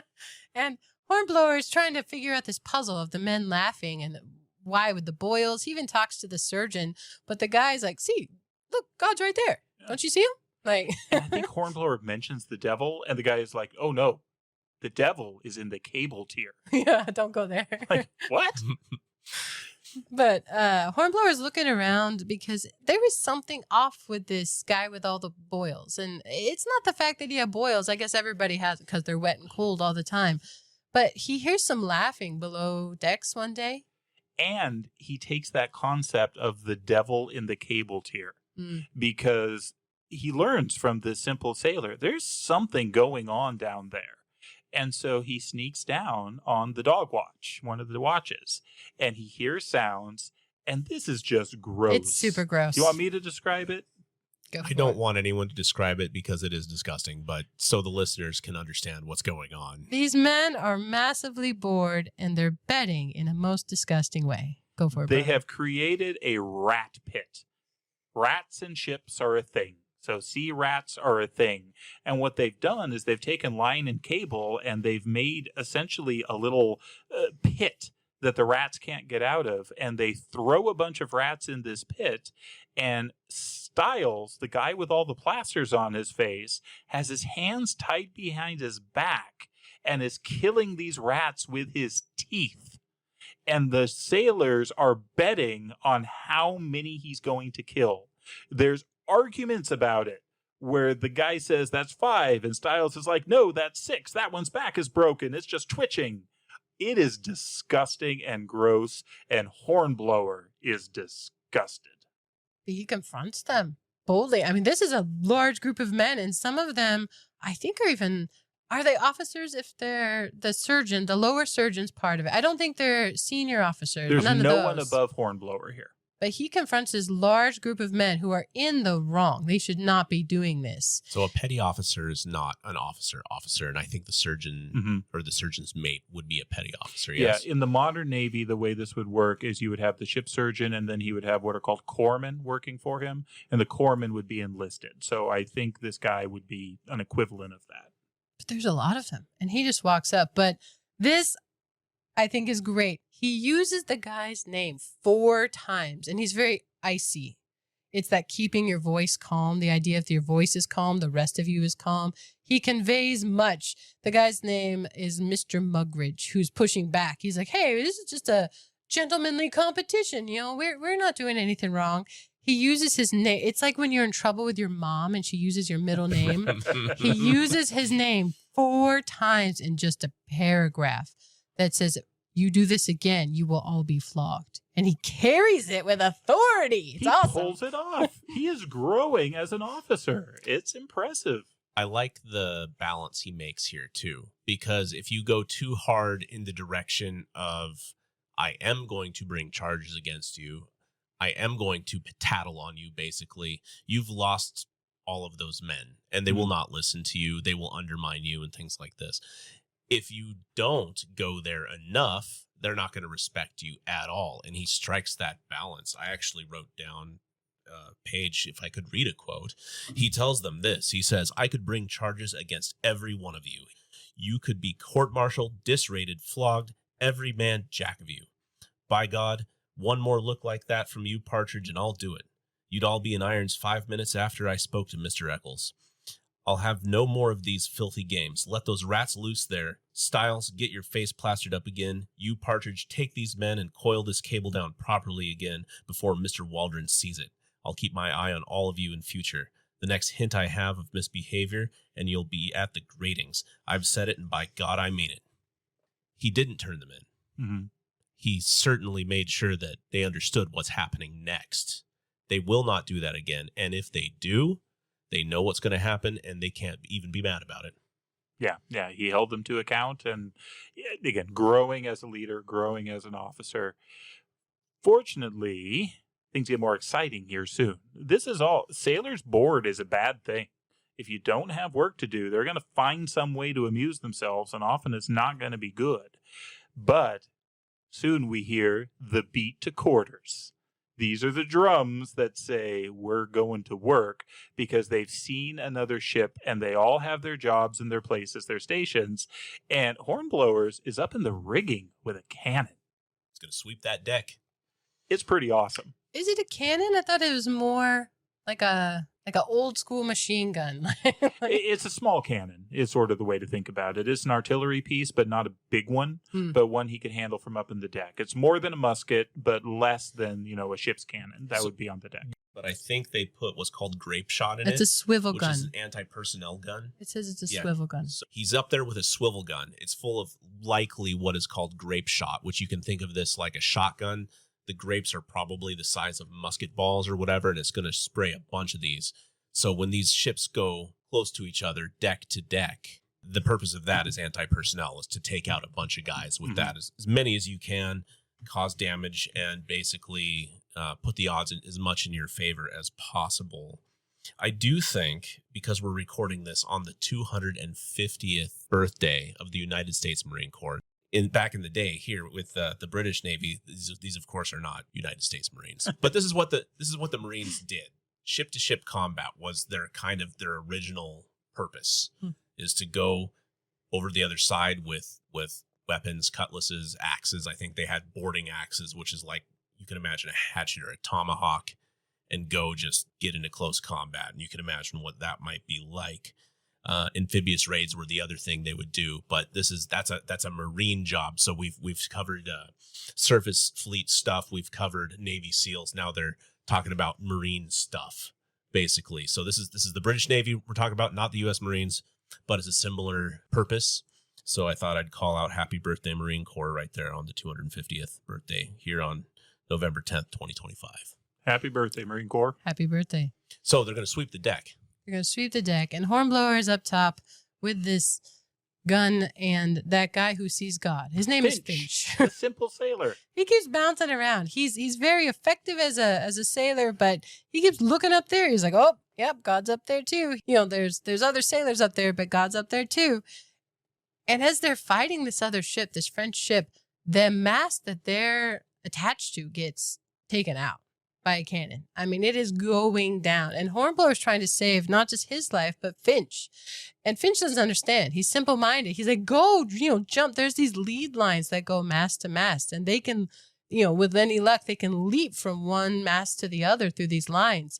But Finch doesn't understand. And he's like, go to God. Inspiration came in that frightful moment. The main top, God's there, Finch. Go along to God. Quick. And it works. Saves both their lives. It does. Hornblower jumps too, and I think there's another midshipman that calls him a flying angel because this kid's just leaping for his life, but they make it.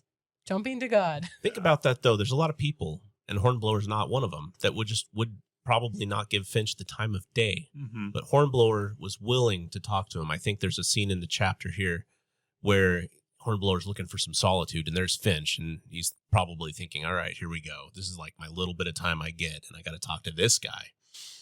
But he does, and he listens, and he knows what to do, and it saved his life.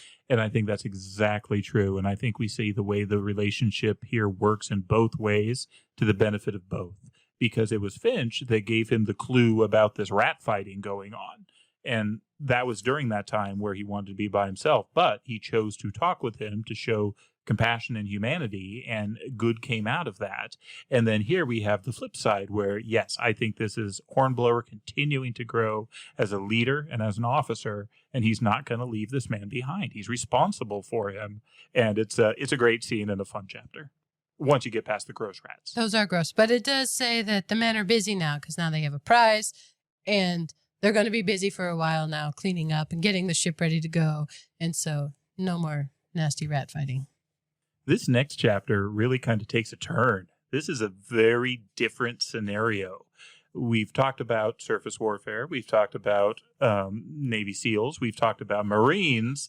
And now we're going to get into combined arms. So this chapter is the frogs and the lobsters. On land. On land. And so those of us who know your racist terms, the frogs, of course, are the French, and the lobsters, of course, are the redcoats. Don't say of course. That's bad. This is the British Army. Specifically, this is the 43rd Foot Regiment under his lordship, the Earl of Edrington Major. And there are some stereotypes carried out in these chapters where the lobsters, the British redcoats, they are regimented. They are exact. They have lines. They're marching in step. They're fixing and unfixing bayonets in step. They almost breathe in step. I mean, and these are complicated guns at the time of the muskets. They do it all in step. What I'm imagining right now is the opening scene to A Few Good Men, which is actually the Marine Corps drill team. It is exact. And I think at this time in warfare, that exactitude had an actual combat purpose. Mm-hmm. And we see that in this chapter because the discipline of these soldiers is just unbelievable. It's interesting because at the beginning of the chapter, it's almost like watching a parade as these troops are stepping down, and all these sailors who we've come to love. These sailors, we know how skilled they are and what incredible deeds they're doing, but they don't do discipline like this. Sailor discipline is different. And we have seen where Hornblower has to think on his feet. He has to act independently. He has to adjust. The ocean is unpredictable. A ship is unpredictable. And you have to always be ready to move on your own. Here, with this army, it is all about working together. It is all about precision and unity and discipline. And so it's funny as the Navy guys are watching the Army guys, and the Army guys don't have much of an opinion of the Navy guys. Some things never change. Yeah. So these are, in this book, they are at war with the French, but these are French royalists. They're on the side of the British, and they're going to attempt this invasion with the help of the British armed forces. And so Midshipman Hornblower is there kind of strangely to act as an interpreter. He's had some more practice with his French. It's funny how often this comes up as a thing. He's there to help and actually speak between these two companies. They don't really speak to each other. He's the relay man between the two. Interesting that the French royalists bring a guillotine. He's like, what is that? Portable guillotine. Yes.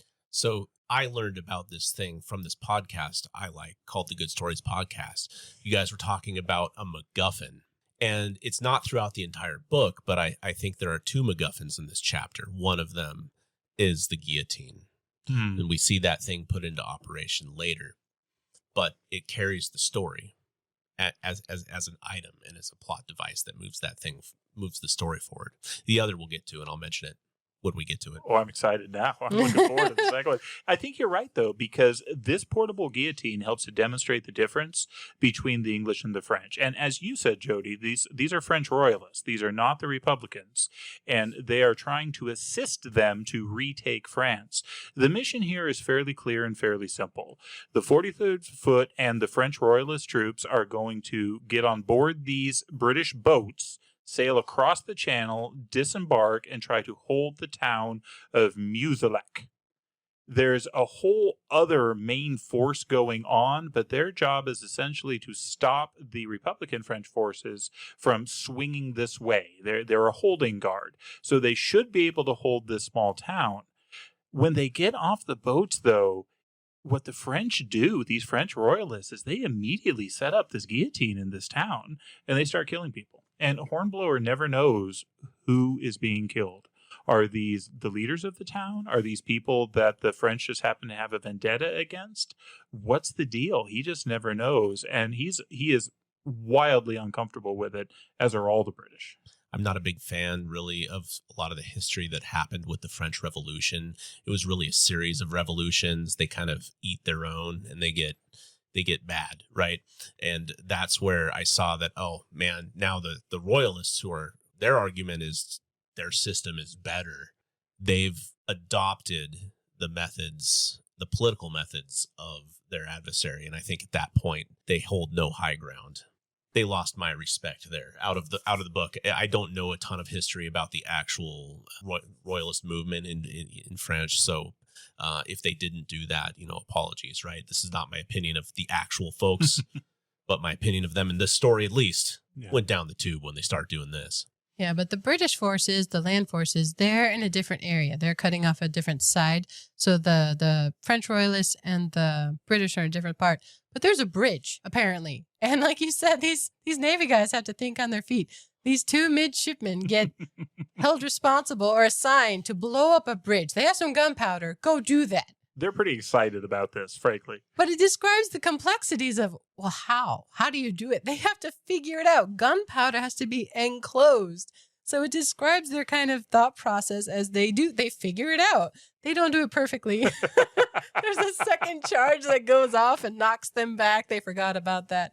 But really a lot of just ingenuity and not clear guidelines, right? Mm-hmm. It's another contrast to the army guys who are so regimented and they're not making any decisions for themselves, but they are excellent at following orders and executing it to a precise degree.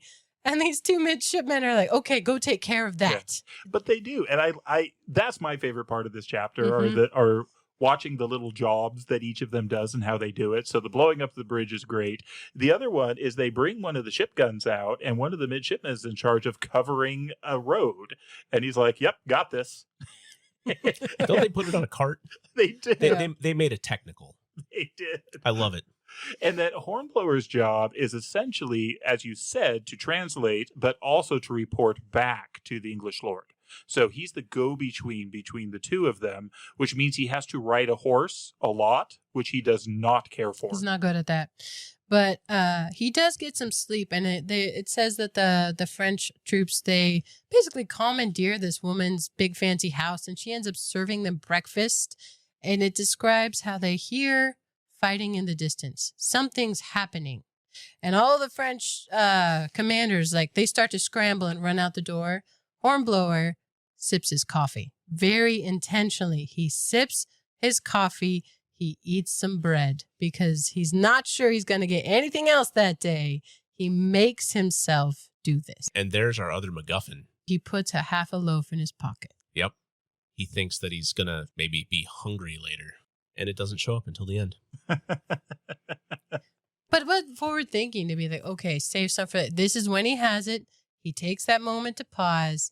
Yeah, he puts some in his pocket for later because it might be all he gets. I was thinking about the coffee, just keeping a straight face. That coffee was too hot, but he was going to drink that coffee with gravity. That's right. Well, and we see this in the officer in charge of the British foot. He is so cool in this chapter. I mean, he's arrogant and a bit of a snot, but he knows his work. And he's exactly what these men need. So he predicts that the French are going to be overrun, and they are exactly the way he expects. And he oversees an orderly retreat. And the descriptions of the volleys of fire, the way this unit of men works together to protect everyone else to get back to the ships, and then what they do at the end to get off and away is phenomenal. I mean, he is so cool under fire to the point that as he's getting on the boat, he shoots his horse so that the French can't have it. He's not going to give them anything. He is a masterful officer. Brutally masterful. Yeah. I hate the idea of shooting horses, but I understand the application here. Yeah, this is British infantry versus French cavalry, and they win. Cavalry. Cavalry. To be fair, I don't like the idea of shooting horses. I heard you say it. Oh, no. No. But denying a resource to the enemy, to think through that and know, I mean, this is war. I'm leaving nothing on the table does it for great, you. So Yeah. The other thing I would say is I think this speaks to just how good the British military is at this point. I mean, this is the military that a few years later takes down Napoleon. And so nothing but respect for the British military forces. They happen to lose to an upstart colony a few years before, but they are amazing. Hornblower at the end here, because they do get off the shore. They're heading back towards his ship, and he's looking back and considering, what was it worth? It says, they were attempting to invade France, to actually boots on the ground in France at this time. And it says, this is the end of the incident. In a year's time, the world would hardly remember it. All those lives lost, 20 years, it would be entirely forgotten. But people died there. And this is when he just feels exhausted. I believe he puts his hand in his pocket after this long day and finds the bread he had put there that morning. MacGuffin. And forgotten all about. The bread withstood it. Yeah, I was thinking about that lady in her house, and that's just, what do? I guess you're making breakfast. Better that than the guillotine. Absolutely. But that's one of the things that I think we put in our rights as Americans. But that's just how warfare was, right? They didn't bring provisions and supplies and set up a camp. They went and, right, what's established? That's ours now. Yeah, that's hard. Yeah, they brought guns and ammunition and men. So this next one speaks to that as well. So here, Spain makes peace with France. And this chapter's called The Spanish Galleys. So now instead of fighting against just France, because we've been in the Bay of Biscay a lot, now we're in the Bay of Cadiz.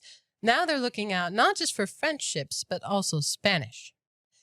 But here is this weird in-between time where they've just made peace. Spain has just made peace with France, and they're very courtly. Like, we require that you leave by, 6 o'clock this evening, or we'll kill you. Yeah, because they have made peace with France. They are now neutral in this conflict. So where these British ships were welcome in their ports, they are now no longer welcome. They have not yet made the full transition to being at war with Britain, which will happen soon. But I love how practical the logic here is, and they talk about it. The Spanish ships have treasure galleys that are coming from across from the New World carrying gold. And the British rule the seas. So until that treasure is safely in Spain, they're not going to go to war with Britain, but they're not going to let them in their harbors. As the Indefatigable gets led out of the harbor, it is guided by 2 Spanish galleys. Galleys are oar-powered, and there's a certain art to it that Hornblower recognizes. Hornblower goes back to the classical world. He starts referencing Thucydides and the Romans.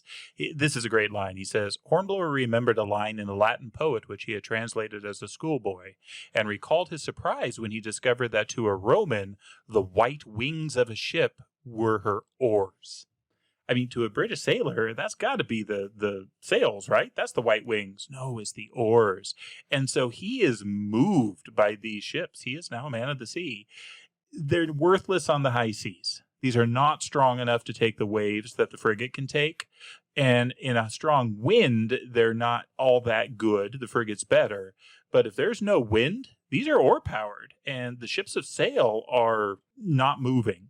And so Hornblower starts to see that there could be a role for these.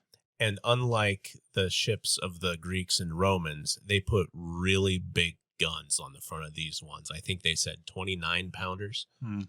But they're big enough that any wooden ship, I don't care how thick it is, needs to consider that if it's coming towards you. He's also appalled because the galley ships go by and they stink. And one of the men who's more familiar with them says they all stink like that. There's 4 men to the oar and 50 oars, 200 galley slaves. And when they go aboard, they're chained. And they're only ever unchained when they die. I mean, it's horrible. It is horrible, but let me speak in defense of the classical world. Many of us have grown up reading Ben-Hur, where there's the slaves manning the oars on the Roman galleys. The Romans didn't do that. That's not true. They had citizen rowers. They were paid well. The classical world, Athens, they paid their rowers. They were free men rowing those ships. And so this is an abomination. But the classical world, there was something beautiful about it because you had the citizens of these polises working together and going to war together and doing really challenging maneuvers. It's this Spanish version of it with the slaves that's just disgusting. Yeah, and so Hornblower sees the good that they could be at in battle with these guns on the front and things, but then he's also appalled by the slavery put upon by them. And at this point, they're being escorted out by the Spanish. Later on, the galleys approach them, and no longer with ceremony. They're coming to attack. Yeah, because the frigate is guarding a convoy. As we talked about, that's one of the roles of a frigate.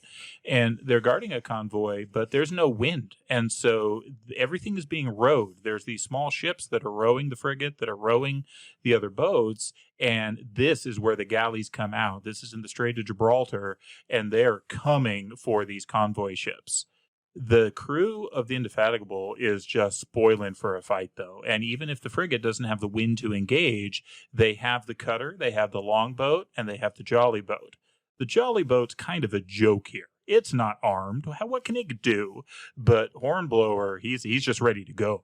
And so he talks the captain into letting him go with the jolly boat, and those 2 other boats hit the water, and they start going after these galleys.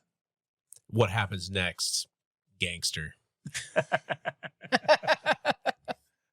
Well, the cutter doesn't do so well. The cutter, one of these larger boats coming off the Indefatigable, goes right after one of these galleys and gets T-boned. It gets rammed, which is a classical way of doing this. It's sliced in half. And it's done. One of the sailors we've mentioned, Soames, he's been a pretty good, solid guy. He's done. He's dead. He knew what he was about on the sea, and they made a point of saying that he was their navigator, was he not? Yeah. Meanwhile, little Hornblower in his jolly boat, he's got no significant weaponry on this. He can't really do anything, but he does have grappling hooks. And he goes full pirate. He has his crew throw a grappling hook onto this galley, and they start, picking off with musket fire and pistol fire the heads that are showing up over the bulwark. Some guy on the galley breaks a window on the second story of the boat and starts to shoot at them. They pick him off no problem, but now there's an opening. Now there's a broken window on the second level that the Spaniards on this boat don't seem to be paying attention to. So Hornblower and his men go hand over hand on this line, drop into this window, come up on deck, and they take the ship. They board and take the ship. It is amazing. But what's crazy about it is they're still wildly outnumbered. For a while, they've got the bloodlust on them. I mean, they are battling and fighting and just ready to kill. But Hornblower comes to his senses first. He stops his men from throwing a guy overboard, and he basically starts to treat the Spaniards as prisoners, but they still outnumber him. They could rush him. And this is, again, where we see the growth of Hornblower, because he comes up to them and essentially bluffs them that he's in control. He has a conversation with one of his crewmates, and the crewmate just isn't getting this. Hornblower just wants him to have a normal conversation to make it feel like they're comfortable. And the crewmate's like, what do you want me to say? He's like, anything, just talk. Be confident until the other ship from the Indefatigable can get over and actually take over. And he does it. This whole thing, there's wood splintering around them as from the other end, the Spanish guys with muskets on that side of the ship are still shooting back towards the aft of the ship. And they're just keeping their cool. Maybe they learned a little something from the British Army, being cool under fire there. Well, and they're carrying it like they're more secure than they are. Like they have more men behind them. I picture him he makes himself laugh like, ha ha, look at this ship. He has presentation at this time. And it works till more men do show up, because they do strike the colors. More men show up and they carry the ship. So they have another prize. This is a really important scene in the career of Mr. Midshipman Hornblower, because with this act, this gallant act, and the fact that Mr. Soames has perished in this, Mr. Midshipman Hornblower is now field promoted to acting Lieutenant Hornblower. We shall need another watch-keeping officer. I have it in mind to give you an order as acting lieutenant.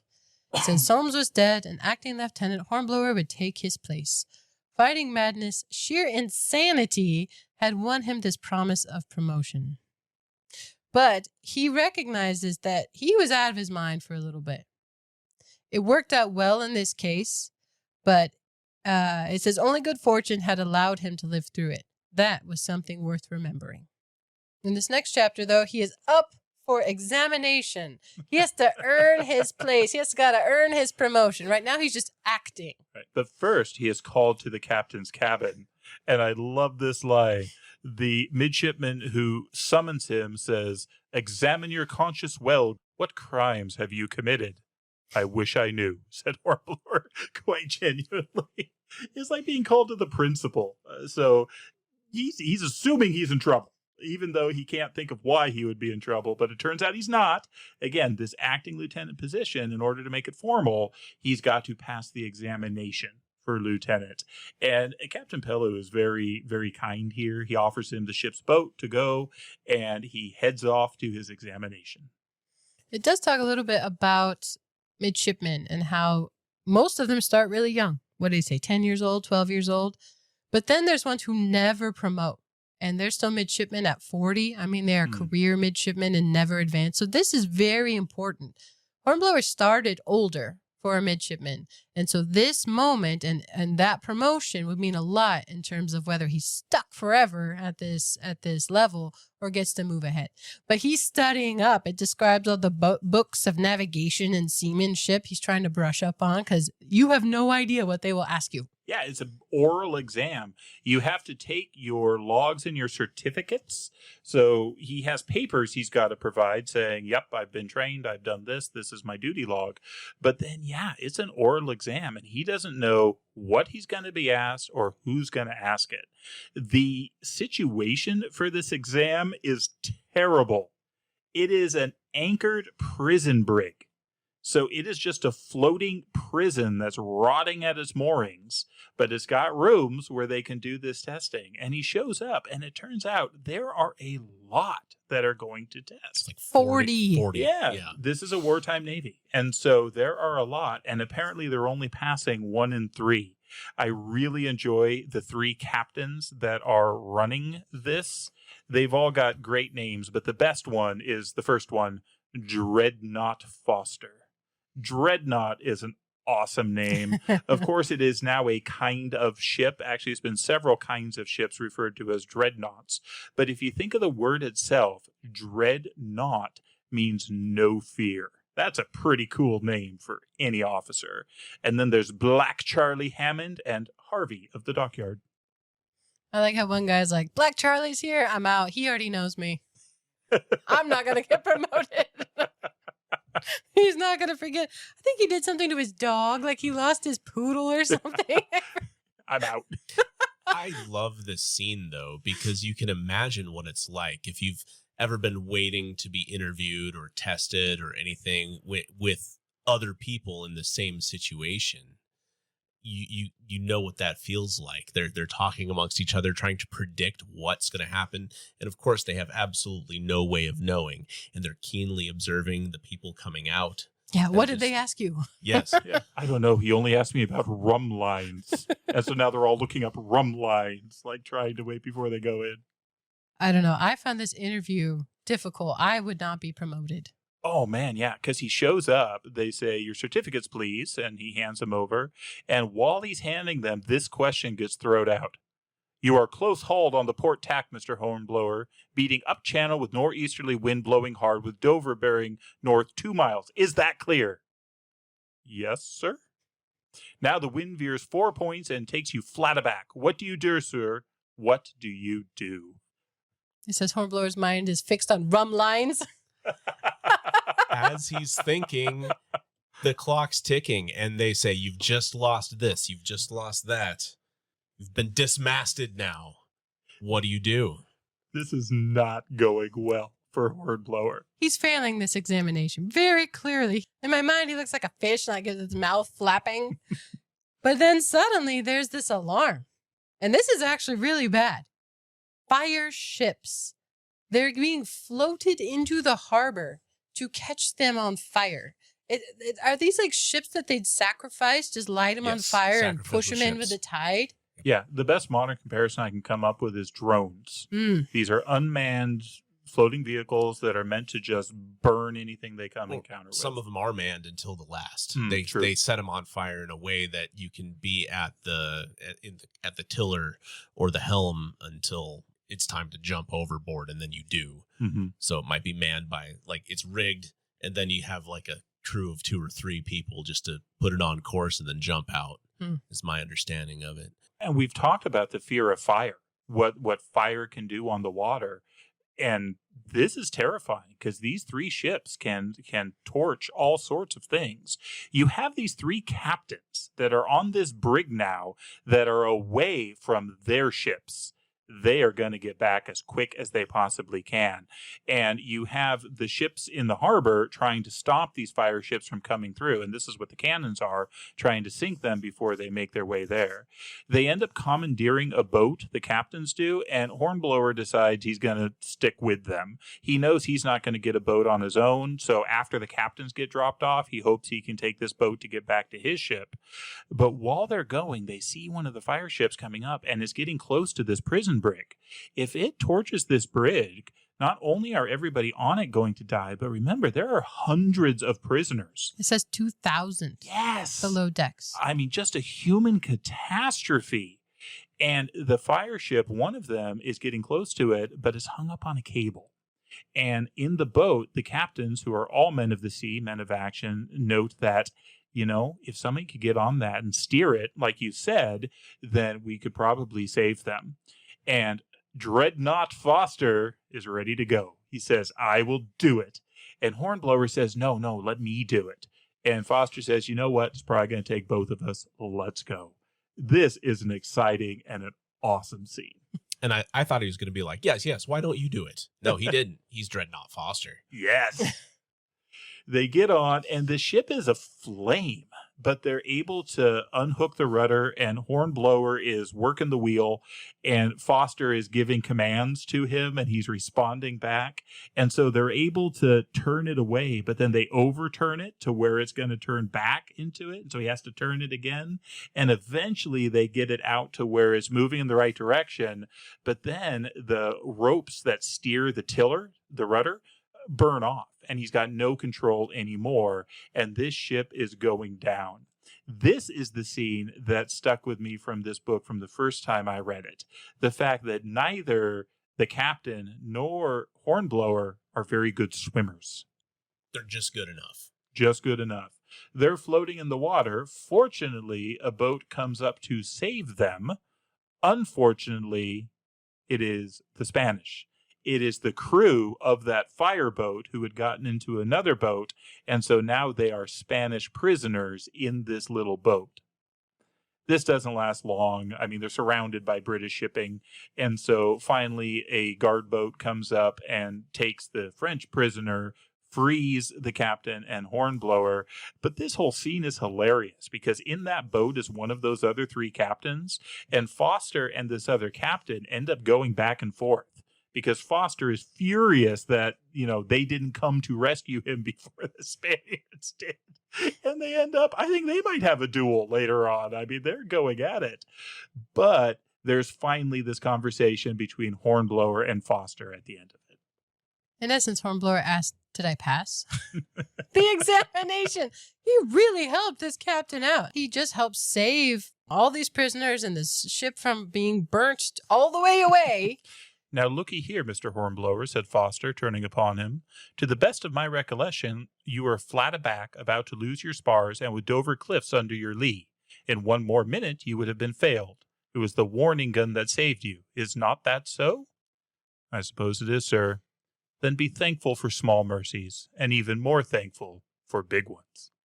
He didn't pass, but he didn't fail. Exactly. The next chapter is called Hornblower and Noah's Ark.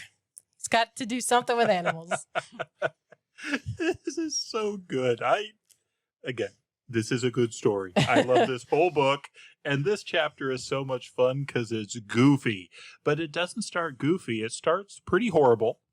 Hornblower has been tasked to accompany essentially a civilian whose job it is to negotiate rations with the Bey of a North African country. So Bey being the leader. They need grain, they need cattle, and they're willing to give gold for it. But this is a negotiation, and this is a deal that has to be struck where, no, we need the goods before you get the gold. And they have to have enough men that they don't just come steal the gold before they get the goods. And so there is a whole back and forth going on here before the story even really gets going. And it's hot. That's what stuck out to me. It's really hot here. And they're on this dock, and the sun is beating down, and there's all this haggling. So this representative of the Bey comes and says, okay, you'll give us the gold. He's like, no gold till you give us the stuff. So they're there for grain. They're there for cattle. Is there something else too? Grain and cattle, I think, are the two main things. I just want to point out the Bey being B-E-Y. And when we're talking about so much nautical stuff and the Bay of Biscay and whatnot, like those are B-A-Ys, bodies of water. It is confusing. B-E-Y, it's easier in print than in audio. Let's say some prince. There's a prince who has cattle and grain, and he wants gold. But he wants gold before he delivers the goods. I don't think this is the prince in the sense of like any kind of noble traits or anything. Who knows? It's a guy we don't get to meet, but he seems more like a businessman. Mm. Yeah. The grain is there. He's able to show them the grain. They check a few of the bags. It seems to truly be grain. They know they're being cheated on some level, that some of these bags probably are half full of sand, but they kind of expect that going in. And the cattle that start to come down are pretty scraggly, pretty scrawny, but this is actually starting to look like a better deal than they thought they were going to get. What they are trying to do is to ration the fleet. This isn't just for the Indefatigable. This is for a lot of ships, and they need this for these sailors in order to carry on the war effort. So things are looking promising until one of the Africans who's bringing this stuff in collapses on the dock. They observed him and they knew that, okay, this is a Muslim nation. They don't have alcohol or anything like that, or if they do, it's discreet. Yeah, because at first they thought he was drunk, right? They thought he was drunk. He was acting like it, and they were surprised there'd be a man drunk at this time of day out in the sunshine. But he wasn't drunk. They also see this rat being weird. Mm-hmm. And they're like, that's weird. Maybe it's an old rat, blind. Maybe it's staggering around. But as this man collapses in front of them on this dock, they realize this place has been hit by the plague. Yeah, the Black Death. Everyone scatters, except for the British sailors who are stuck there. But the local populace all go behind doors. They go up to the fort, the fortress castle they have there. They leave the stuff and the gold. Everyone is terrified of this. Hornblower has to communicate this to the ship, and he won't go near the ship because he knows that if he's been exposed, which is possible, they've all been exposed, they could spread this through his ship and the entire fleet. And so this is a bad situation for him to be in. Yeah, it says the fleet will never have us back, not until we have served 3 weeks of quarantine, 3 weeks after the last case has occurred. They are stuck. I do appreciate Hornblower's leadership here because the civilian that has gone to negotiate, he's some kind of government official or this, and is likely older than Hornblower and has some seniority.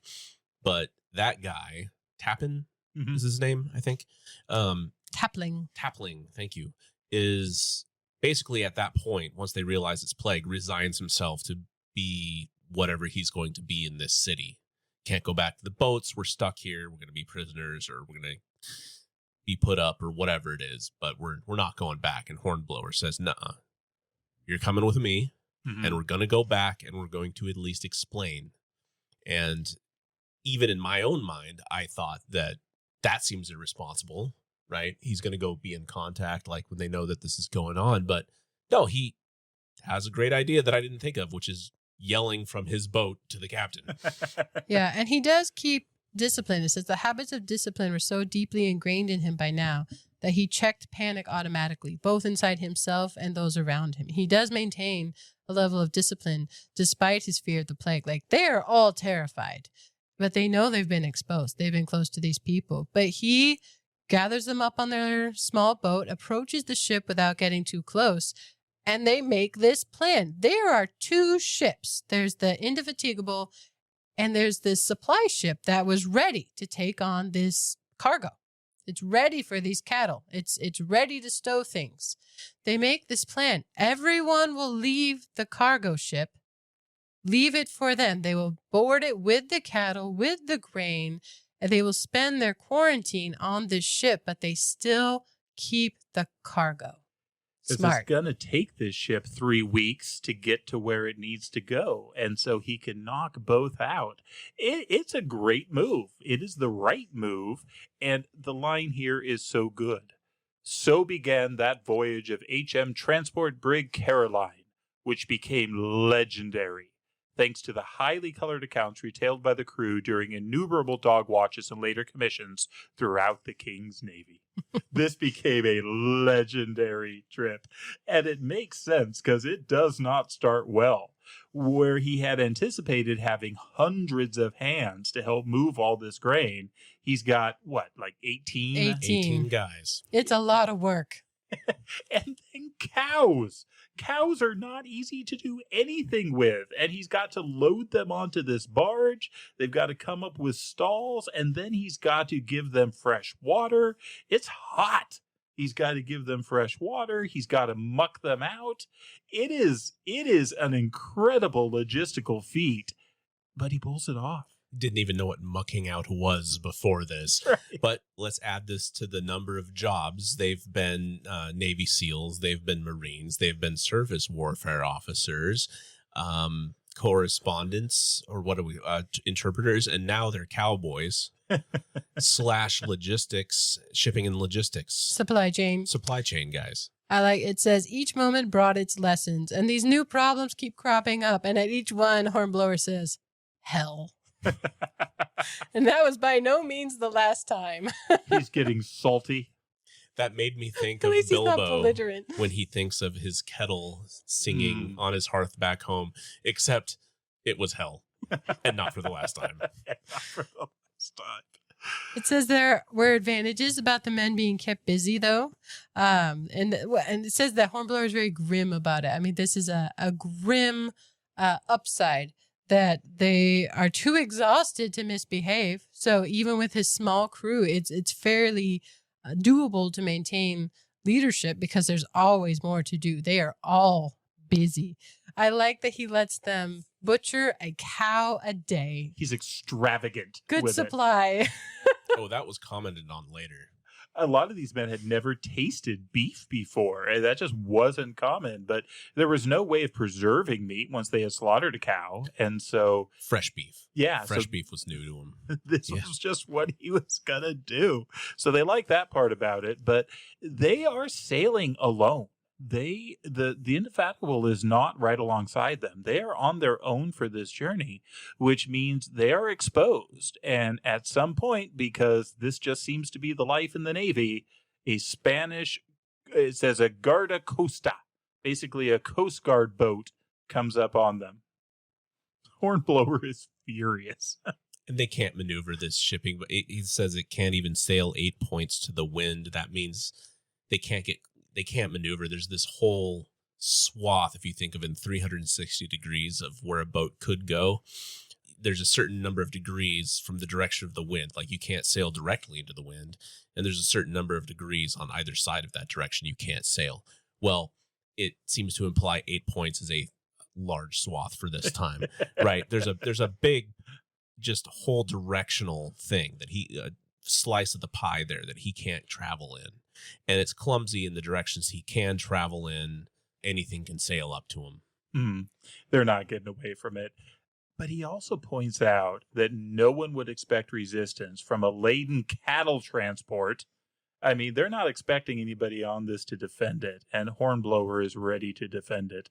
So he lays his plans. He makes sure everybody is armed. He makes sure everybody is out of sight, of course, except for himself. He forgets to arm himself. He tells everyone else to do it, but not him. But then they wait for the Spaniards to board them. I knew he would be kicking himself too, because he did learn the lesson early on to stay strapped. And he forgot it. Forgets his time. But they have the element of surprise, and these men rush this Spanish Coast Guard ship. It says that it was all over in a moment. The astonished Spaniards were unable to lift a hand. In their own defense, they ambushed them. So he ends up making it. They get into port, I think, 22 days after. So one day after the 3-week quarantine, carrying a prize. They have captured a prize ship with their cattle transport. It is great. Everyone is just amazed by this and thinks it's awesome, except for the chief commissary of the squadron. "Do you mean to tell me, Mr. Hornblower," said the chief commissary, "that you allowed your men to eat fresh beef? A bullock a day for your 18 men? There must have been plenty of ship's provisions on board. That was wanton extravagance, Mr. Hornblower. I'm surprised at you." The accountants, they always get the dig in at the end, don't Can't please everybody. All right, this is our last chapter from this book. As we said, there are far more Hornblower stories in other books, but this one is The Duchess and the Devil. And so he's still acting Lieutenant Hornblower because he didn't pass, but he didn't fail. And, he's on a prize. He has a sloop called the La Rêve, prize of HMS Indefatigable, and he's nervous. He feels like all the other ships are looking at him. He's got a target on his back here. Clarifying point. These chapters, they're their own stories in and of themselves. Mm-hmm. You could almost read the chapters individually with no context from the prior ones. It's probably better with that context because they were written as complete books. But sometimes months have gone by between chapters. Yeah, and boy, acting Lieutenant Hornblower has sure come a long way from that midshipman who lost that rice boat when he was first in charge of a prize.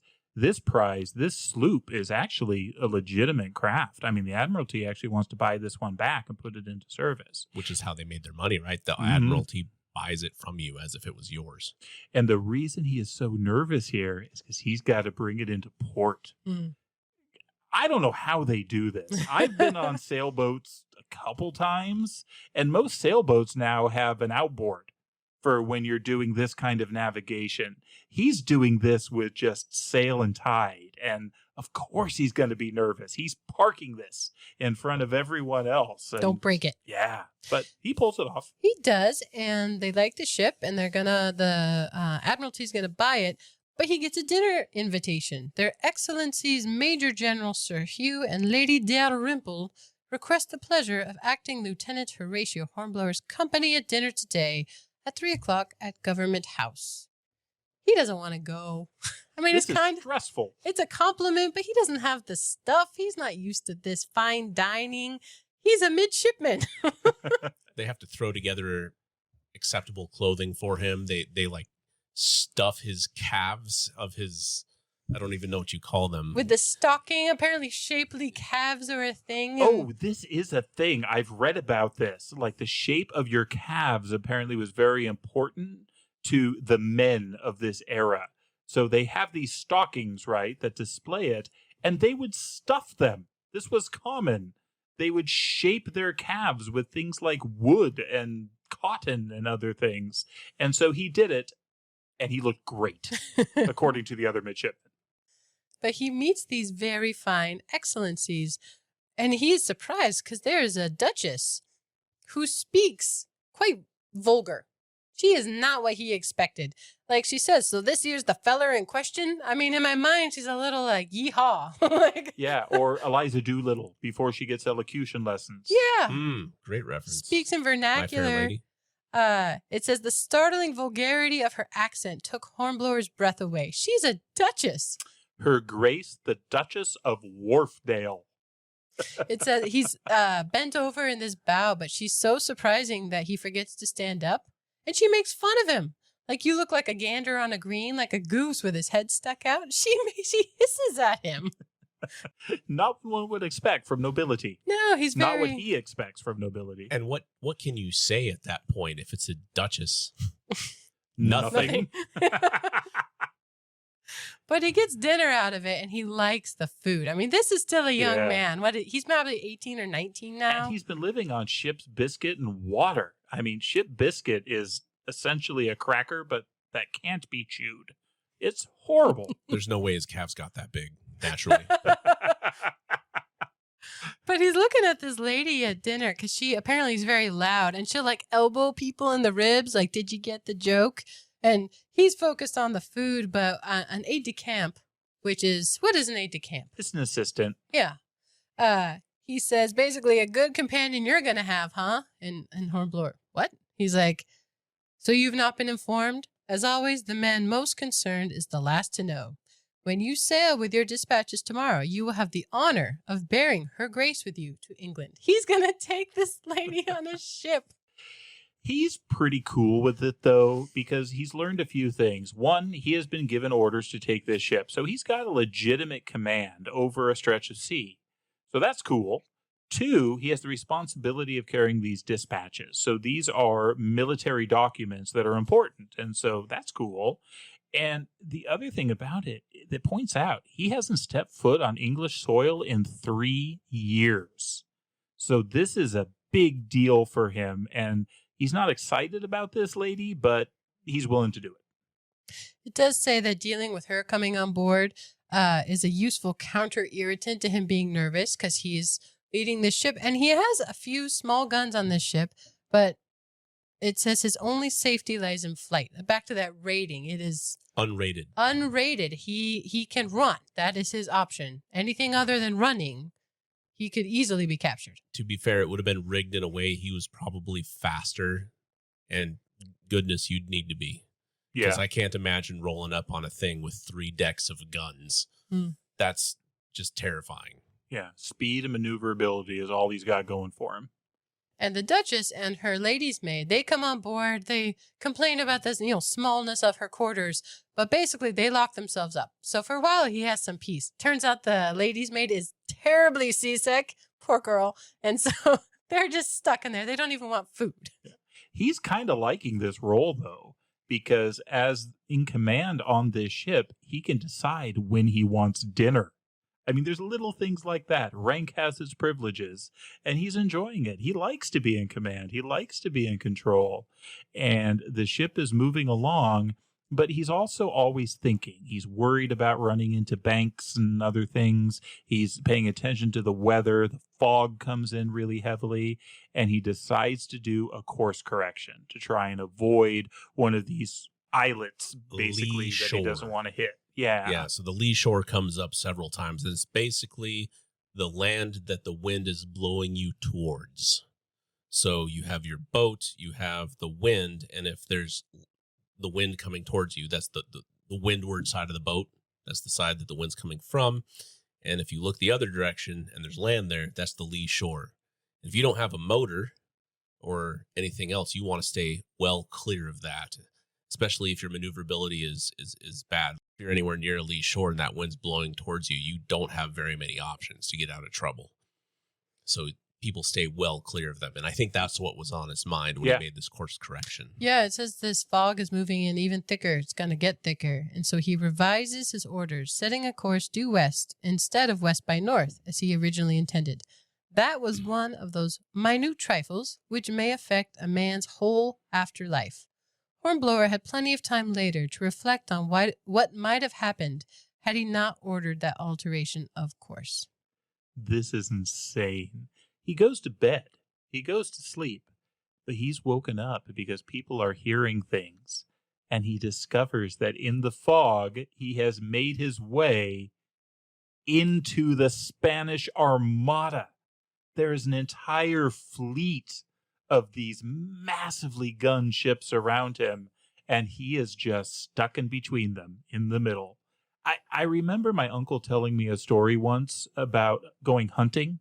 They were hunting for elk, and as they were walking along, at one point he looked up and realized he was in the middle of the herd of elk, and the elk just started trampling around him. They missed him. He saw him take out trees that were like 3 inches in diameter, and realized he didn't like being in the middle of this herd of elk. I don't think he ever hunted again.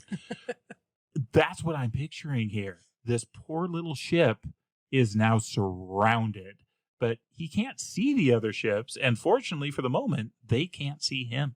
Yeah, they hear the Spanish, the language, and they hear the bells because they'll signal to each other in the fog. So they know they're surrounded, but how do you get out? It's a great analogy with the elk, because everything around you is bigger and more powerful than you are. So what do you do? Well, what he did was to realize, I can't let them capture these dispatches. He's going to try and get away. He's going to try and sneak away, but he knows his options are limited and he is basically doomed. And so he starts pinning things to the dispatches so he could throw them into the water. And of course, at this time is when the Duchess decides to come up on deck. She sees what he's doing, and she actually has to speak to him in private. And she reveals that she is not actually a duchess. Twist! She's an actress who knew this lady, or had met this duchess in real life. And apparently that was her character. But this lady, what's her name? Kitty Cobham. She had taken on this persona basically to be safe. A duchess is, even if captured by enemies, they're going to treat her well. And this was how she was going to get home. But she offers to do her part for her country. She says, let me have these letters. Let me have these dispatches. I will carry them on my person, up in her bodice, inside her dress. I'm a duchess. Nobody's going to search me, not that close. And Hornblower hems and haws. She was lying or not. He doesn't know this woman. But I like how he tests her. Basically, he says yes. And it's the moment when she just looks happy instead of like she got away with something. It's the look on her face that she can serve in this way that actually convinces him to trust her. That's the moment. Leadership, again. A good leader has to be a judge of character. And when you're judging someone's character, you don't have all the facts to go off of. He went off of a facial expression. And he was right, as it turns out. But you have to be able to make a decision. And what do they say? A good decision in time, better than the best decision. Too late. Mm-hmm. Yeah. He's making a decision here. Yeah. And I think that was a close one, because if she was an actress, to me, I'm like thinking she's maybe not that great of an actress. If she's trying to be a duchess, doesn't even deign to change her accent or anything. Well, apparently that is this duchess's character and way she speaks. So she did take on this persona. She took on the persona. Yeah. Okay, never mind then. She knew that she could play it. She was so good, I didn't even realize that when I was reading it. She is good. Wow. Well, Hornblower didn't know he had made the right choice. He made this decision. Of course they're captured. There's no fighting back on this. And he ends up in prison. He ends up in a town called Ferrol, where he is imprisoned. And it's not till 6 months later that he gets a letter from this actress telling him, yeah, it all worked out. I got the dispatches. I'm praying for you. Good news. I met the admiral. He's a dear. He gave me a job as an actress. And so she's living the good life, but she hasn't forgotten about Hornblower. And so Hornblower has at least that little comfort to him in his imprisonment. Yeah, it comments on these comforts because he's this young, active man stuck in prison for the foreseeable future. And yes, a little bit of comfort, a little perhaps, but the sum total was nothing compared with his misery. He hates this. Yeah, but what's interesting is that you never know what one of these things is going to lead to. And so this actress meeting with the Admiralty, introducing them to what Hornblower has done, this looks good on him. His stuff he's been doing has looked good to the Admiralty. His encounter with Dreadnought Foster, this decision, Pellew obviously likes him. And so it's not long after that he again gets a call, this time to the Commandant's office. And again, what did I do? I'm in trouble? No, he's congratulated. In prison, he has been promoted to lieutenant for meritorious service. That exam he was failing, he doesn't even have to take it. They have approved his promotion to lieutenant. And what this also means is several other key pieces of improvement in his life. One, he gets a little better quarters because officers get better quarters now that he's a full commissioned officer as a lieutenant. The other thing is he gets a little bit better food, but most of all, he gets some freedom.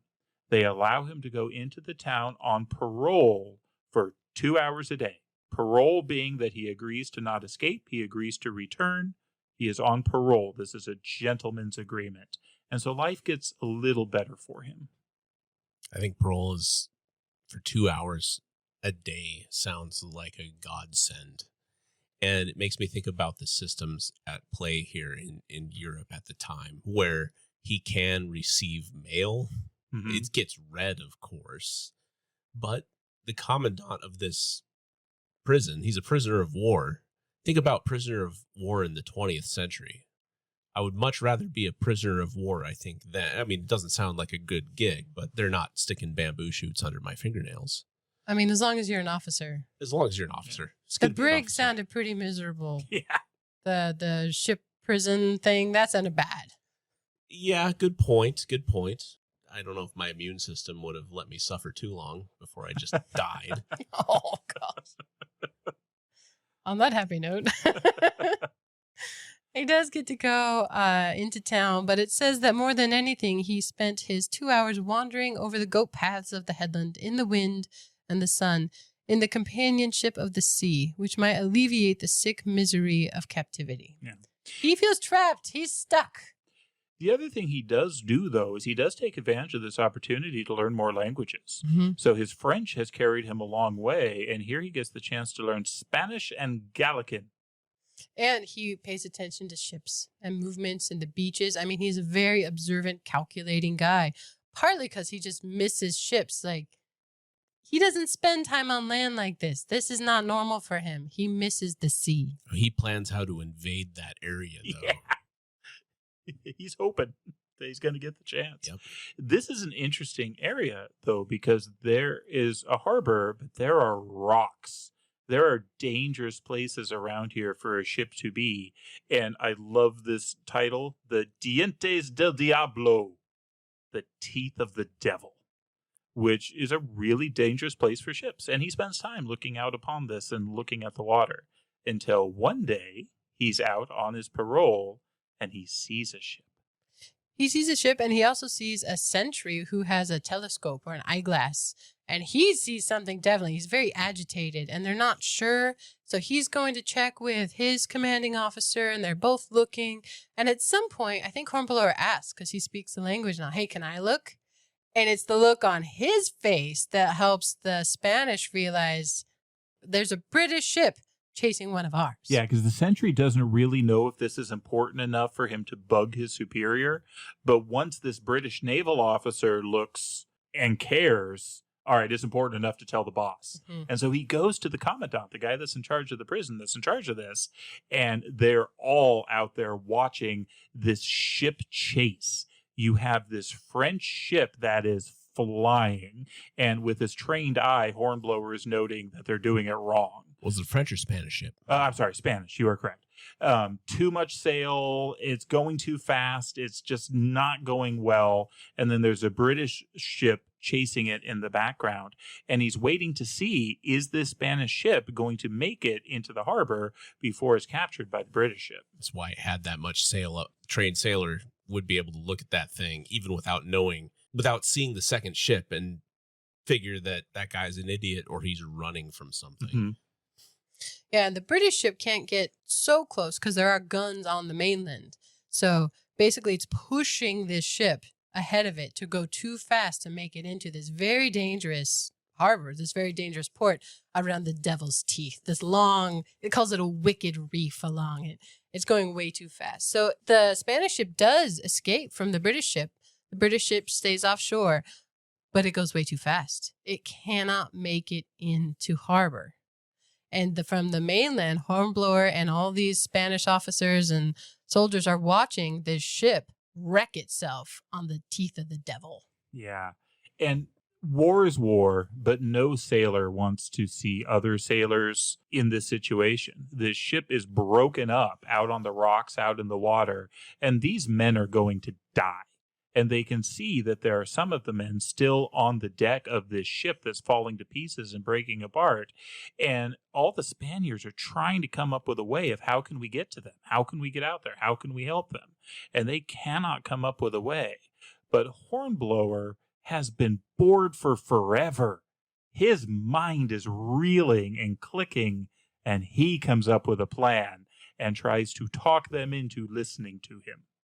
I love this because this last chapter in the book is the same as the first chapter. It's that same idea, right? He is so bored in this case. He is ready to do something. It's not the depression that drives a man to consider taking his own life like he was dealing with in the first chapter, but it's still significant enough that he is ready to take action. And really, he's found himself in a win-win situation if you think of it in that way. Yeah, it's an even chance. Even chance. He didn't have to take this chance, though. True. So this one, I think it has a lot to do with him. He understands what this would be like. I mean, he too is a sailor, and he's looking at, it says that he can see the men aboard still alive. They're crouching on the deck. They had a little longer to live. They might live 5 minutes, perhaps, if they were lucky. 5 hours, if they were not. It's just going to be this slow, miserable way to go. This is not how anyone should have to suffer. These are still people. So yes, he conveys this plan, but he can speak the language, but it's too complicated. He's like, just come with me. So they go down to the speech together, and there is a guy that gets it. He wants empty barrels. He goes to the fishermen that are around because there's no way to get to these teeth on the ocean side. But there's a bay side on the other side of the teeth that is a little bit more sheltered, a little bit calmer.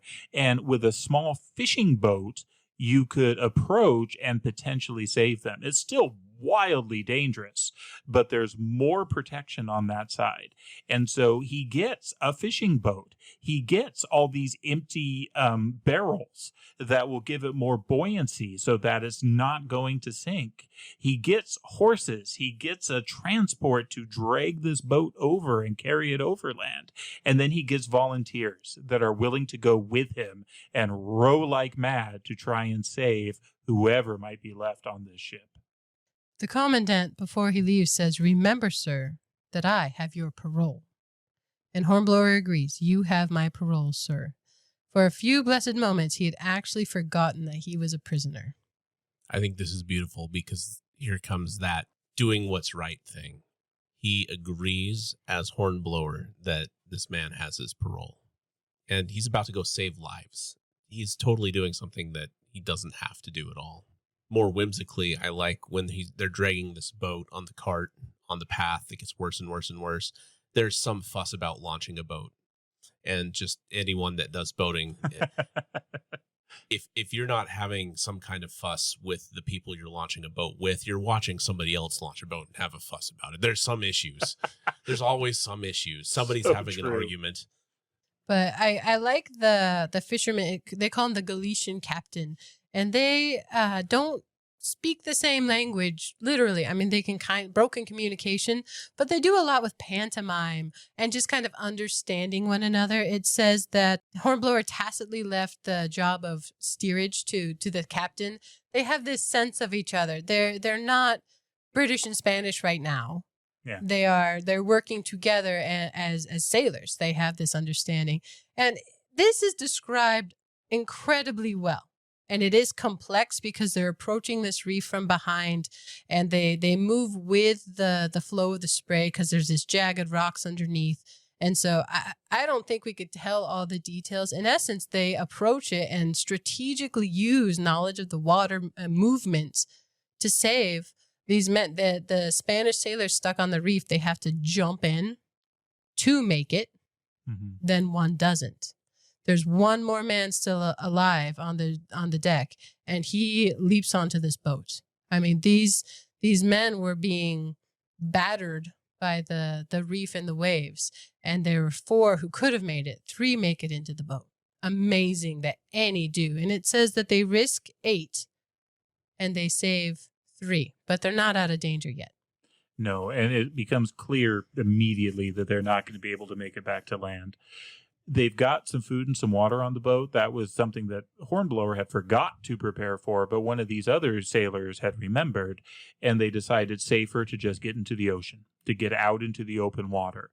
And they do. And they get out into the open water, and it's freezing and it's cold, and they're exhausted. One of those men that they save doesn't wake up. Nice. One of them dies of exposure on the boat. Hypothermia. But they're out there on the water. There was a British ship that chased the French ship in, and it comes upon them, and it takes captive this Spanish boat and the one British naval officer aboard it.